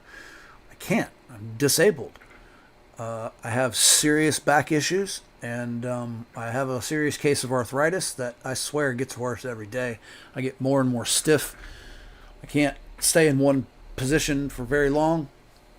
So I've got a very bad case of arthritis. On top of that, I was recently diagnosed with diabetes. I was in the hospital last year for it. Anyway, my sugar ran up to like 800, almost killed me. So I'm currently waiting on a disability case, which, as we all know, those things take time. And I am right at the tail end of it. I've been denied and appealed the amount of times that it takes. I've got a lawyer, of course, and we are currently waiting for them to schedule us a hearing. So I am only a couple of months at most away from my disability case being resolved. And when that happens, I'll get a settlement out of that. And my plan is to move to Thailand because you can receive disability overseas. Not SSI, SSDI you can receive while living in another country long term. You sure as hell can. And that's what I plan to do because disability usually only pays what? Maybe $1,000, maybe $1,500 a month. Well, in Thailand, that money would be more like $5,000 a month. It would allow me to live a lot more comfortably instead of being like, below poverty level here. So yeah, I'm staying with a friend of mine who, before I came here, we hadn't seen each other since we were in the 6th grade, since we were both 11. We're both currently 48. That was 37 years ago. You talk about an awesome woman. She's been so cool. I am so thankful for my current situation. However, she's recently given me a deadline. I've got to be out of here in 3 weeks. And I'm waiting on a tax return that, yeah, I'm really hoping that this YouTube and Rumble thing starts to pay a lot better. But if I'm being honest, I was just monetized January the 5th. What's that? 2 months? And in 2 months, I've made a whopping $60 with YouTube. But I can't even cash that out because there's a $100 price point. So yeah, I am in between a rock and a hard place. And I had this investment going the other day on the oil futures. And yeah, I had tripled my money. And like a fool, I didn't pull it out. Lost all of my profit on that trade. And then had to pull the principal out before I let that go. I'll be damned if I'd lose that because that was my last $100. That was the last bit of money to my name. So, yeah, I don't know what I'm doing, guys. Pray for me because, yeah, I don't know what's going on. I've got to do the impossible in 3 weeks, as it stands right now. I couldn't tell you what I'm going to do. And I've got a kitty to boot, so I can't even go to a homeless shelter. Not that I would. I hate being a mooch. I hate being a burden. And that's exactly what I am right now because I was stupid. So let that be a lesson. Don't make the same mistake I did. When you're trading with leverage, know what is going to happen if that price moves in the direction you don't want it to move. Because unlike a lot of people, some people get mad at other people's success. I don't. I hope everybody does well. I hope everybody makes a lot. I hope all of you make plenty of money. That being said, I hope all you guys make lots of money. And I don't want you to make the same mistake I did. For real. Because, yeah. Had I only waited until I know now what I know now, just 2 months, 3 months later, I could bash my head into a wall until it's a red paste. And sometimes I feel like doing that. Things have been very frustrating lately. I've not been having a good time mentally because of this foolish mistake that I made. So please, guys, please don't go to groups like on social media groups asking what stock picks I should take. Buddy, you should know what you're investing in, and you should know how those investments work, because I lost my house because I was stupid. Don't be a fool, okay? I'm going to leave you with that because now I need a smoke. I appreciate you listening to me run my mouth. I love you guys. I'm not going anywhere quite yet, but I'm going to leave on Fox News while I go smoke and contemplate my existence. Love you guys. America to Americans here in the U.S. I'll be right back. Sure, Josh. Well, that's an incredibly important question. What Americans need to understand is that the Iranian regime hasn't just threatened Israel. It has a long history of actually targeting Americans directly. Now, this goes all the way back to the Iran hostage crisis. After that first supreme leader, Khomeini, he came to power. Terrorists took over the U.S. embassy in Tehran, and they held about 52 Americans hostage for 444 days. Americans were the first hostages of the Ayatollah regime. Israelis were the last ones on October 7th. Now, since then, Iran and the terror groups it funds, its proxies, they've repeatedly killed Americans. In just 1983, an Iran-backed Hezbollah truck bombing bombed the U.S. Marine barracks in Beirut. They killed more than 240 American service members. That was one of the deadliest terror attacks against Americans before 9/11. And moving over to just more recently now, Josh, Iran's terror proxies, they've killed hundreds of U.S. troops in Iraq using IEDs, and Iranian-backed terror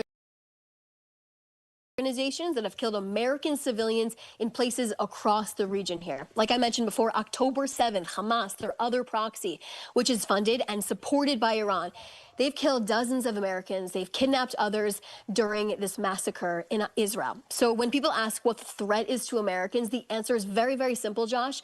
The Iranian regime has been targeting Americans for decades. It's the same ideology that's been calling for the destruction of the state of Israel and the United States. Remember, they call us the little Satan. America is the big Satan. Now, that is a threat. It's not a theory. Americans have already paid a very, very heavy price for the Iranian regime. My last question here before I let you go. What piece of maybe misinformation, disinformation out there about the current operation, about Israel in general, do you want to clarify to make sure that folks who are watching now, whether they are in the U.S., in Israel, or elsewhere, fully understand? Sure. Well, the state of Israel will not allow an Ayatollah regime to exist in Iran. The people have been oppressed by this regime for 47 years. The prime minister has spoken to the Iranian people, and he's made it very clear to them that the opportunity, the moment of truth is coming. They need to seize the moment, and that moment is up for them. It's up to them to take it once it is there.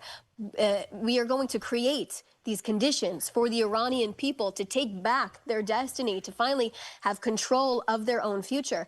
Prime Minister Netanyahu says, we will remove this existential threat of the Ayatollah regime, and when we do that, it could usher in an era of peace we have never seen before in the Middle East. Remember, the Ayatollah regime has worked to destabilize the Middle East for decades at this point in time. It is time our people, Americans, Europeans, and everyone across the region can finally live in peace and not have to worry about their lives being threatened by a totally lunatic regime who wants to annihilate all of us.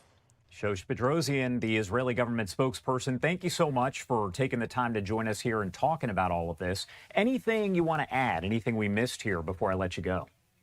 I just want to thank you for the opportunity. I want to just talk about the incredible alliance between the United States and the state of Israel right now. We have never seen a cooperation, collaboration between our two countries the way that we are seeing right now. We are absolutely standing up to evil. This is an operation between good and evil, and President Trump has recognized that. Prime Minister Netanyahu has been saying this for years now, and finally, President Trump is on the same page as him. He understands the threat that the Ayatollah regime poses to us and the American people, like what I just mentioned, the history that the Iranian regime took American captives back in 1979 at the embassy in Tehran for 444 days.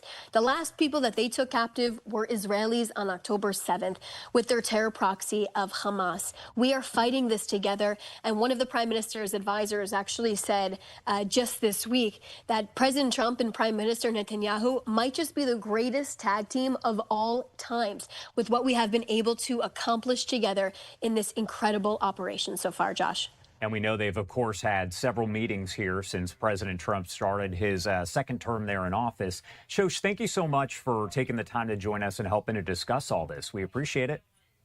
Thank you.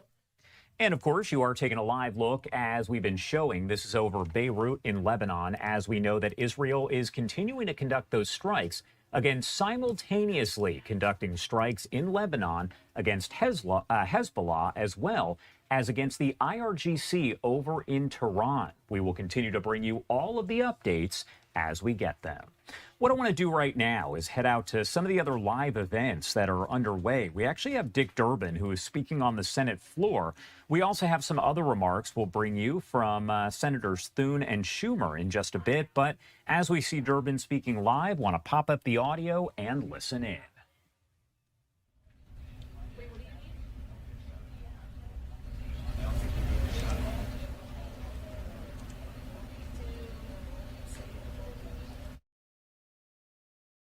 Teeth are cooking with this type of water that's local. That's why we're talking about, when we say the word affordability, that all Americans should be able to access the basic goods they need: food, water, power, housing, and health care. That should be part of the American dream that is a reality.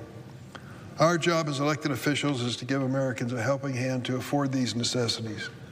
Sadly, the administration has not learned that lesson.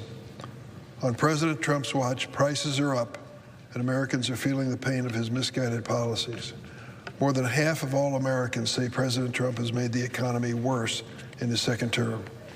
In February, the economy lost 92,000 jobs, and Americans are losing faith that the president cares enough to change that. Through chaotic tariffs, mass firings of federal employees, cuts to federal energy grants, the president has left the economy in a weaker state than when he first came to office. On Monday, the price of oil rose to its highest point in years because of President Trump's invasion of Iran. Americans are already feeling the impact. Mr. President, it was October the 11th in 2002, in this Senate chamber, near the hour of midnight, that a vote was cast to determine whether or not American forces would invade Iraq. I remember it well. I voted no. 23 senators out of 100 voted no, 1 Republican, 22 Democrats. In fairness to President George W. Bush, he understood the meaning of the Constitution when it says Congress should declare war. We had a fulsome debate about whether or not we should invade Iraq. The administration, through Secretary Powell and Vice President Cheney, presented their side of the case. It was pretty clear. They believed there were weapons of mass destruction in Iraq that threatened the region, our allies and friends, and even the United States itself. They believed that Saddam Hussein was not trustworthy, had invaded Kuwait, and they believed that we needed to do something about it. They made their case. We debated it at length, and a vote was taken. Approval was given to President Bush to move forward on the invasion of Iraq. As I said earlier, I voted no. I had questioned in my own mind as to whether or not we could prove that there were actually weapons of mass destruction. What happened next? The American forces rolled over Saddam Hussein and returned Kuwait to its independent status. But in the process, they started searching for those weapons of mass destruction. Mr. President, there were no weapons of mass destruction. Our vast intelligence agencies and network were just plain wrong. And as a consequence, we found ourselves in place in the Middle East with an American force of troops on the ground and all the attendant complementary forces, and a mission that was hard to explain to anyone. It took us years before we could finally extricate ourselves from Iraq. and Afghanistan nearby. In the process, 4,500 American lives were lost. Brave men and women in our military who served our country as required and did it with honor. It was an expensive lesson for America, and one I hope we've learned today. Our invasion of Iran is quite different. It was done by this president without consultation in Congress. There was a last-minute notification that it was going to happen in a matter of hours. That was it. The American people didn't get to hear the debate as to why it was necessary to invade Iran. The war just launched itself, I guess, with the president's approval. The net result of that, of course, is we have so many different explanations from the Trump administration as to why we've invaded Iran. By my count, there are at least 6 or 7 different explanations in a matter of a few days that we've been in that country. The average American can't possibly understand which one is the real reason. It's hard for me to understand it with the classified briefings we've been given. But the fact of the matter is that war is underway. And we feel it, we see it at the gas pumps of America. Yesterday, the average price at the gasoline pump in America was about $3.50 a gallon, 60 cents higher than when the president gave his State of the Union address just a few weeks ago. It's even worse for diesel, which saw prices skyrocket by more than $1 a gallon this month. That means higher costs for farmers who grow food and higher costs for shipping it. In less than 2 weeks, the president's war wiped out a year of stable fuel prices without any clear or coherent end game. In fact, just yesterday, the president lifted sanctions on Russian oil in an ill-conceived attempt to lower gas prices. His sanctions relief will fund Putin's war in Ukraine, while at the same time Russia reportedly shares intelligence with Iran on the placement of U.S. forces. This dizzying mess in the Middle East comes on the heels of one of the largest increases in utility rates American families have ever lived through. Last year in America, electric and gas utility companies requested to raise their rates by nearly $31 billion. $31 billion. That's more than double the increase in 2024. Utility bills are going up. Next to groceries, American people complain they're the toughest bills to pay each month. What caused this large increase? The policies of the Trump administration. The Trump administration cut $8 billion in low-cost clean energy and grid enhancement grants. Think about that. We had appropriated the money. We had it ready for distribution to bring lower-cost energy into the grid in America to reduce the utility bills, and the president stopped it. Why? Because one of his closest friends and supporters, a man named Harold Hamm, announced that he would give the president $1 billion for his campaign if the president would stop the regulation of oil and gas. The president agreed to do that. And as a consequence, American families are paying higher utility bills than ever. What did I jump into? If you ask the president his response, drill, baby, drill. That's his response to everything. It may sound bold and courageous, but it's feckless and counterproductive to American families' annual budgets. All right, so you're listening there to Senator Dick Durbin. Wanted to dip into the Senate floor as there's discussion right now about the war in Iran, as well as several other topics. I do want to take you out to some breaking news that we are following at this hour here. Take a look at your screen. And what this is going to do is pop up a statement that's coming in from CENTCOM, U.S. Central Command. You can see this is a warning that has now been issued to civilians. Let me read this for you in full. On March 11th, which is today, U.S. Central Command is issuing a warning to civilians that the Iranian regime is using civilian ports along the Strait of Hormuz to conduct military operations that threaten international shipping. This dangerous action risks the lives of innocent people. Civilian ports used for military purposes lose protected status and become legitimate military targets under international law. CENTCOM urges civilians in Iran to immediately avoid all port facilities where Iranian naval forces are operating. Iranian dock workers, administrative personnel, and commercial vessel crews should avoid Iranian naval vessels and military equipment. Iranian naval forces have positioned military vessels and equipment within the civilian ports serving commercial maritime traffic. Although the U.S. military cannot guarantee civilian safety in or near, continue taking every feasible precaution to minimize harm to civilians. Again, CENTCOM. That right there tells me if we're about to have some sort of military action going on in the Strait of Hormuz, that's where all the oil comes, baby. So I do believe that these oil futures might be about to run up again. That right this second, but this is probably a decent speculation. If I had some money, I'd definitely get into it. I would wait till it came down to about right here, because it's looking like it should. Well, we just got a long signal on the 5-minute, but that's from this candle because it broke above the running average, but it has since come back down. So that signal may not be entirely accurate. Depends on what this candle here does, or the next one actually, because it's looking like this is just an anomaly. It looks like the trend is still going this way, unless this candle or the next breaks above this area right here. That long signal is likely going to go away. Let's see if I'm right in the next 20 seconds.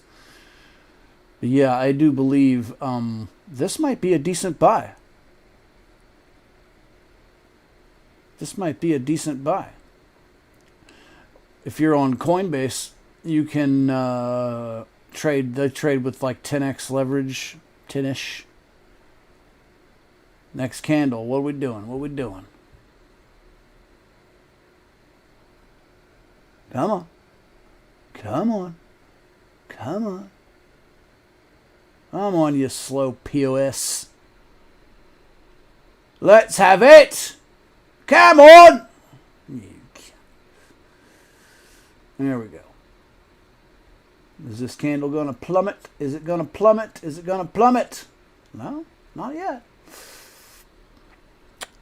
Yep. If this stays going up, then that signal's great. But that signal was only because of this candle breaking away from this trend right here. But then, like I just said, this candle kind of corrected that. So it may just be an anomaly. But from the look of this, I'm starting to think we might be on our way back up. Yep. Son of a bitch. Damn it.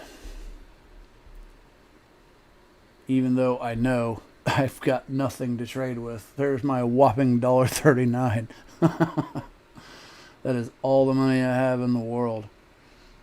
I don't normally ask for a damn thing, but you know what, guys? If you'd like to send me a donation, that QR code that's on the screen, that's that Buy Me a Coffee link.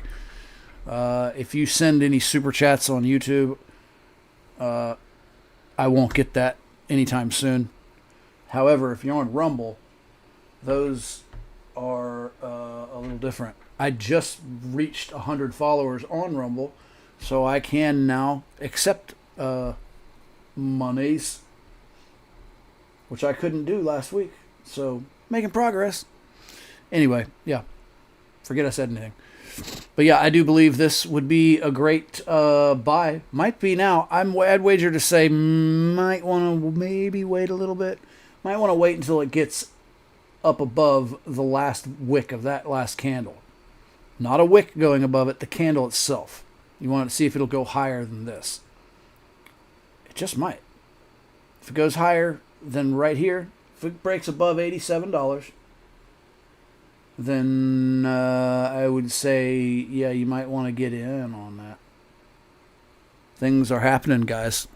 Let's see what Fox is saying. Make a plan forward and go back to the next few weeks of legislative session and see what we can accomplish. Yeah. I mean, I leave this meeting these past couple days, energized, more refocused on what we need to get done. But we also talked a lot about what we did get done, right, in the working families tax cuts. So from that perspective, a lot of member engagement, right? We talk about with the one-seat majority, it really has to be bottom up. You know, the days of leadership going in the back room and creating policy and then saying, hey, here's what we're doing. Those days are gone. So tons of feedback from the members, which I really do think is good. A lot of talk It may about be important to help protect against pneumococcal pneumonia. Pneumococcal. Just last month about Bank of America committing $25 billion of its own cash to private credit deals. In that instance, it's making those loans directly as opposed to indirectly through private credit funds, right? Its own cash, as opposed to the fractional reserve using that. Boy, oh boy. Do you understand what fractional reserve is? Allow me to tell you. All right. This is a juicy one. The fractional reserve banking system, which is what the Federal Reserve is all about, fractional reserve allows banks to loan out up to 91% of its deposits, which means the reserve that they are required by law to keep is only 9%. So for every $100 you put in a bank, that bank is turning around and loaning out $91 of it at interest. Okay? Now, what happens when they loan that money? It goes into another bank account that they can then turn around and do the same thing. So what does that say? What does that imply? That implies that 91 times 91 times 91, 91 times is the potential total money that can be generated out of thin air. Okay? Money is debt. If everybody wants to complain about the national debt, well, guess what? If we paid off every dollar of the national debt, there wouldn't be $1 in circulation, guys. Debt's the name of the game. That debt will never go away. It will always be there because it is necessary for the economy to survive. If you understand this, how fractional reserve banking works, you start to see BS everywhere. Everywhere. There's a little movie out there that came out in 2008 or 9-ish, I think. It might have been 2006, actually. It's a movie called Zeitgeist. You may have heard about it. There's a lot of 9/11 conspiracy stuff in there. And there's a lot of religious conspiracy stuff in the very beginning of that. But the addendum, the second Zeitgeist movie, they pretty much talk all about it. They just mention it in the first Zeitgeist. So maybe just go to the addendum, Zeitgeist Part 2, the addendum, to learn more about it. It's insane that it's legal. Banks are only required to hold 9% of your deposits, and they are allowed to loan out 91% of all deposits, and that effectively creates money out of thin air. And banks do it all the time. Like all banks. All the time. Around the clock. And what do they give you for your deposits as interest? At best 4% when they're making it hand over fist. Yeah, the game ain't about you. They don't give a damn about you. It's for that reason alone, well, not alone, but for that reason compounded with many other reasons that I will be a crypto maxi for life. Which, what does that mean? That means every dollar that I get, I do my best to convert it to crypto because it's the only real money in the world, like gold. You know, these things never lose their real value. A lot of people will say, well, crypto doesn't have any value. Yeah, well, if you understood the entire purpose of blockchain and the technology behind it, the coding behind it, and how magically genius it is, you would be a maxi too.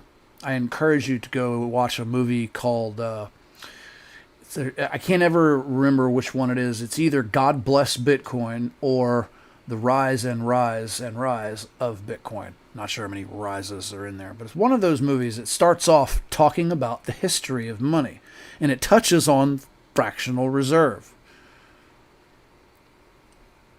Yeah. So I would suggest you go check those movies out. Anyway, guys, that's me. Not very many people are watching, so I am going to check on out of here. I appreciate your patronage.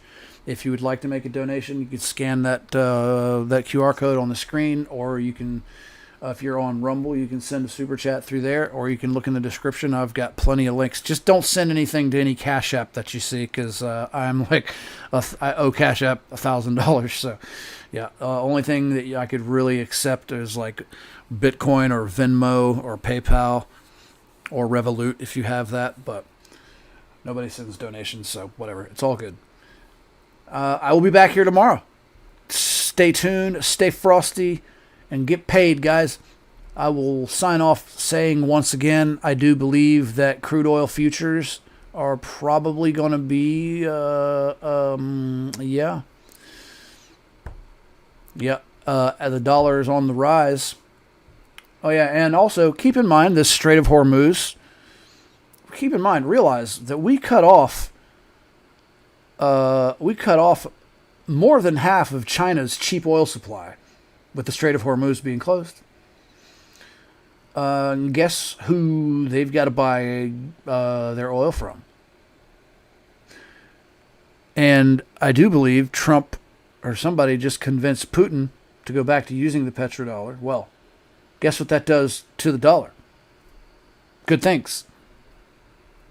So, that being said, I do believe that would bode well for Bitcoin. As you can see, we've got a nice, pretty flag forming. That doesn't bode well for silver.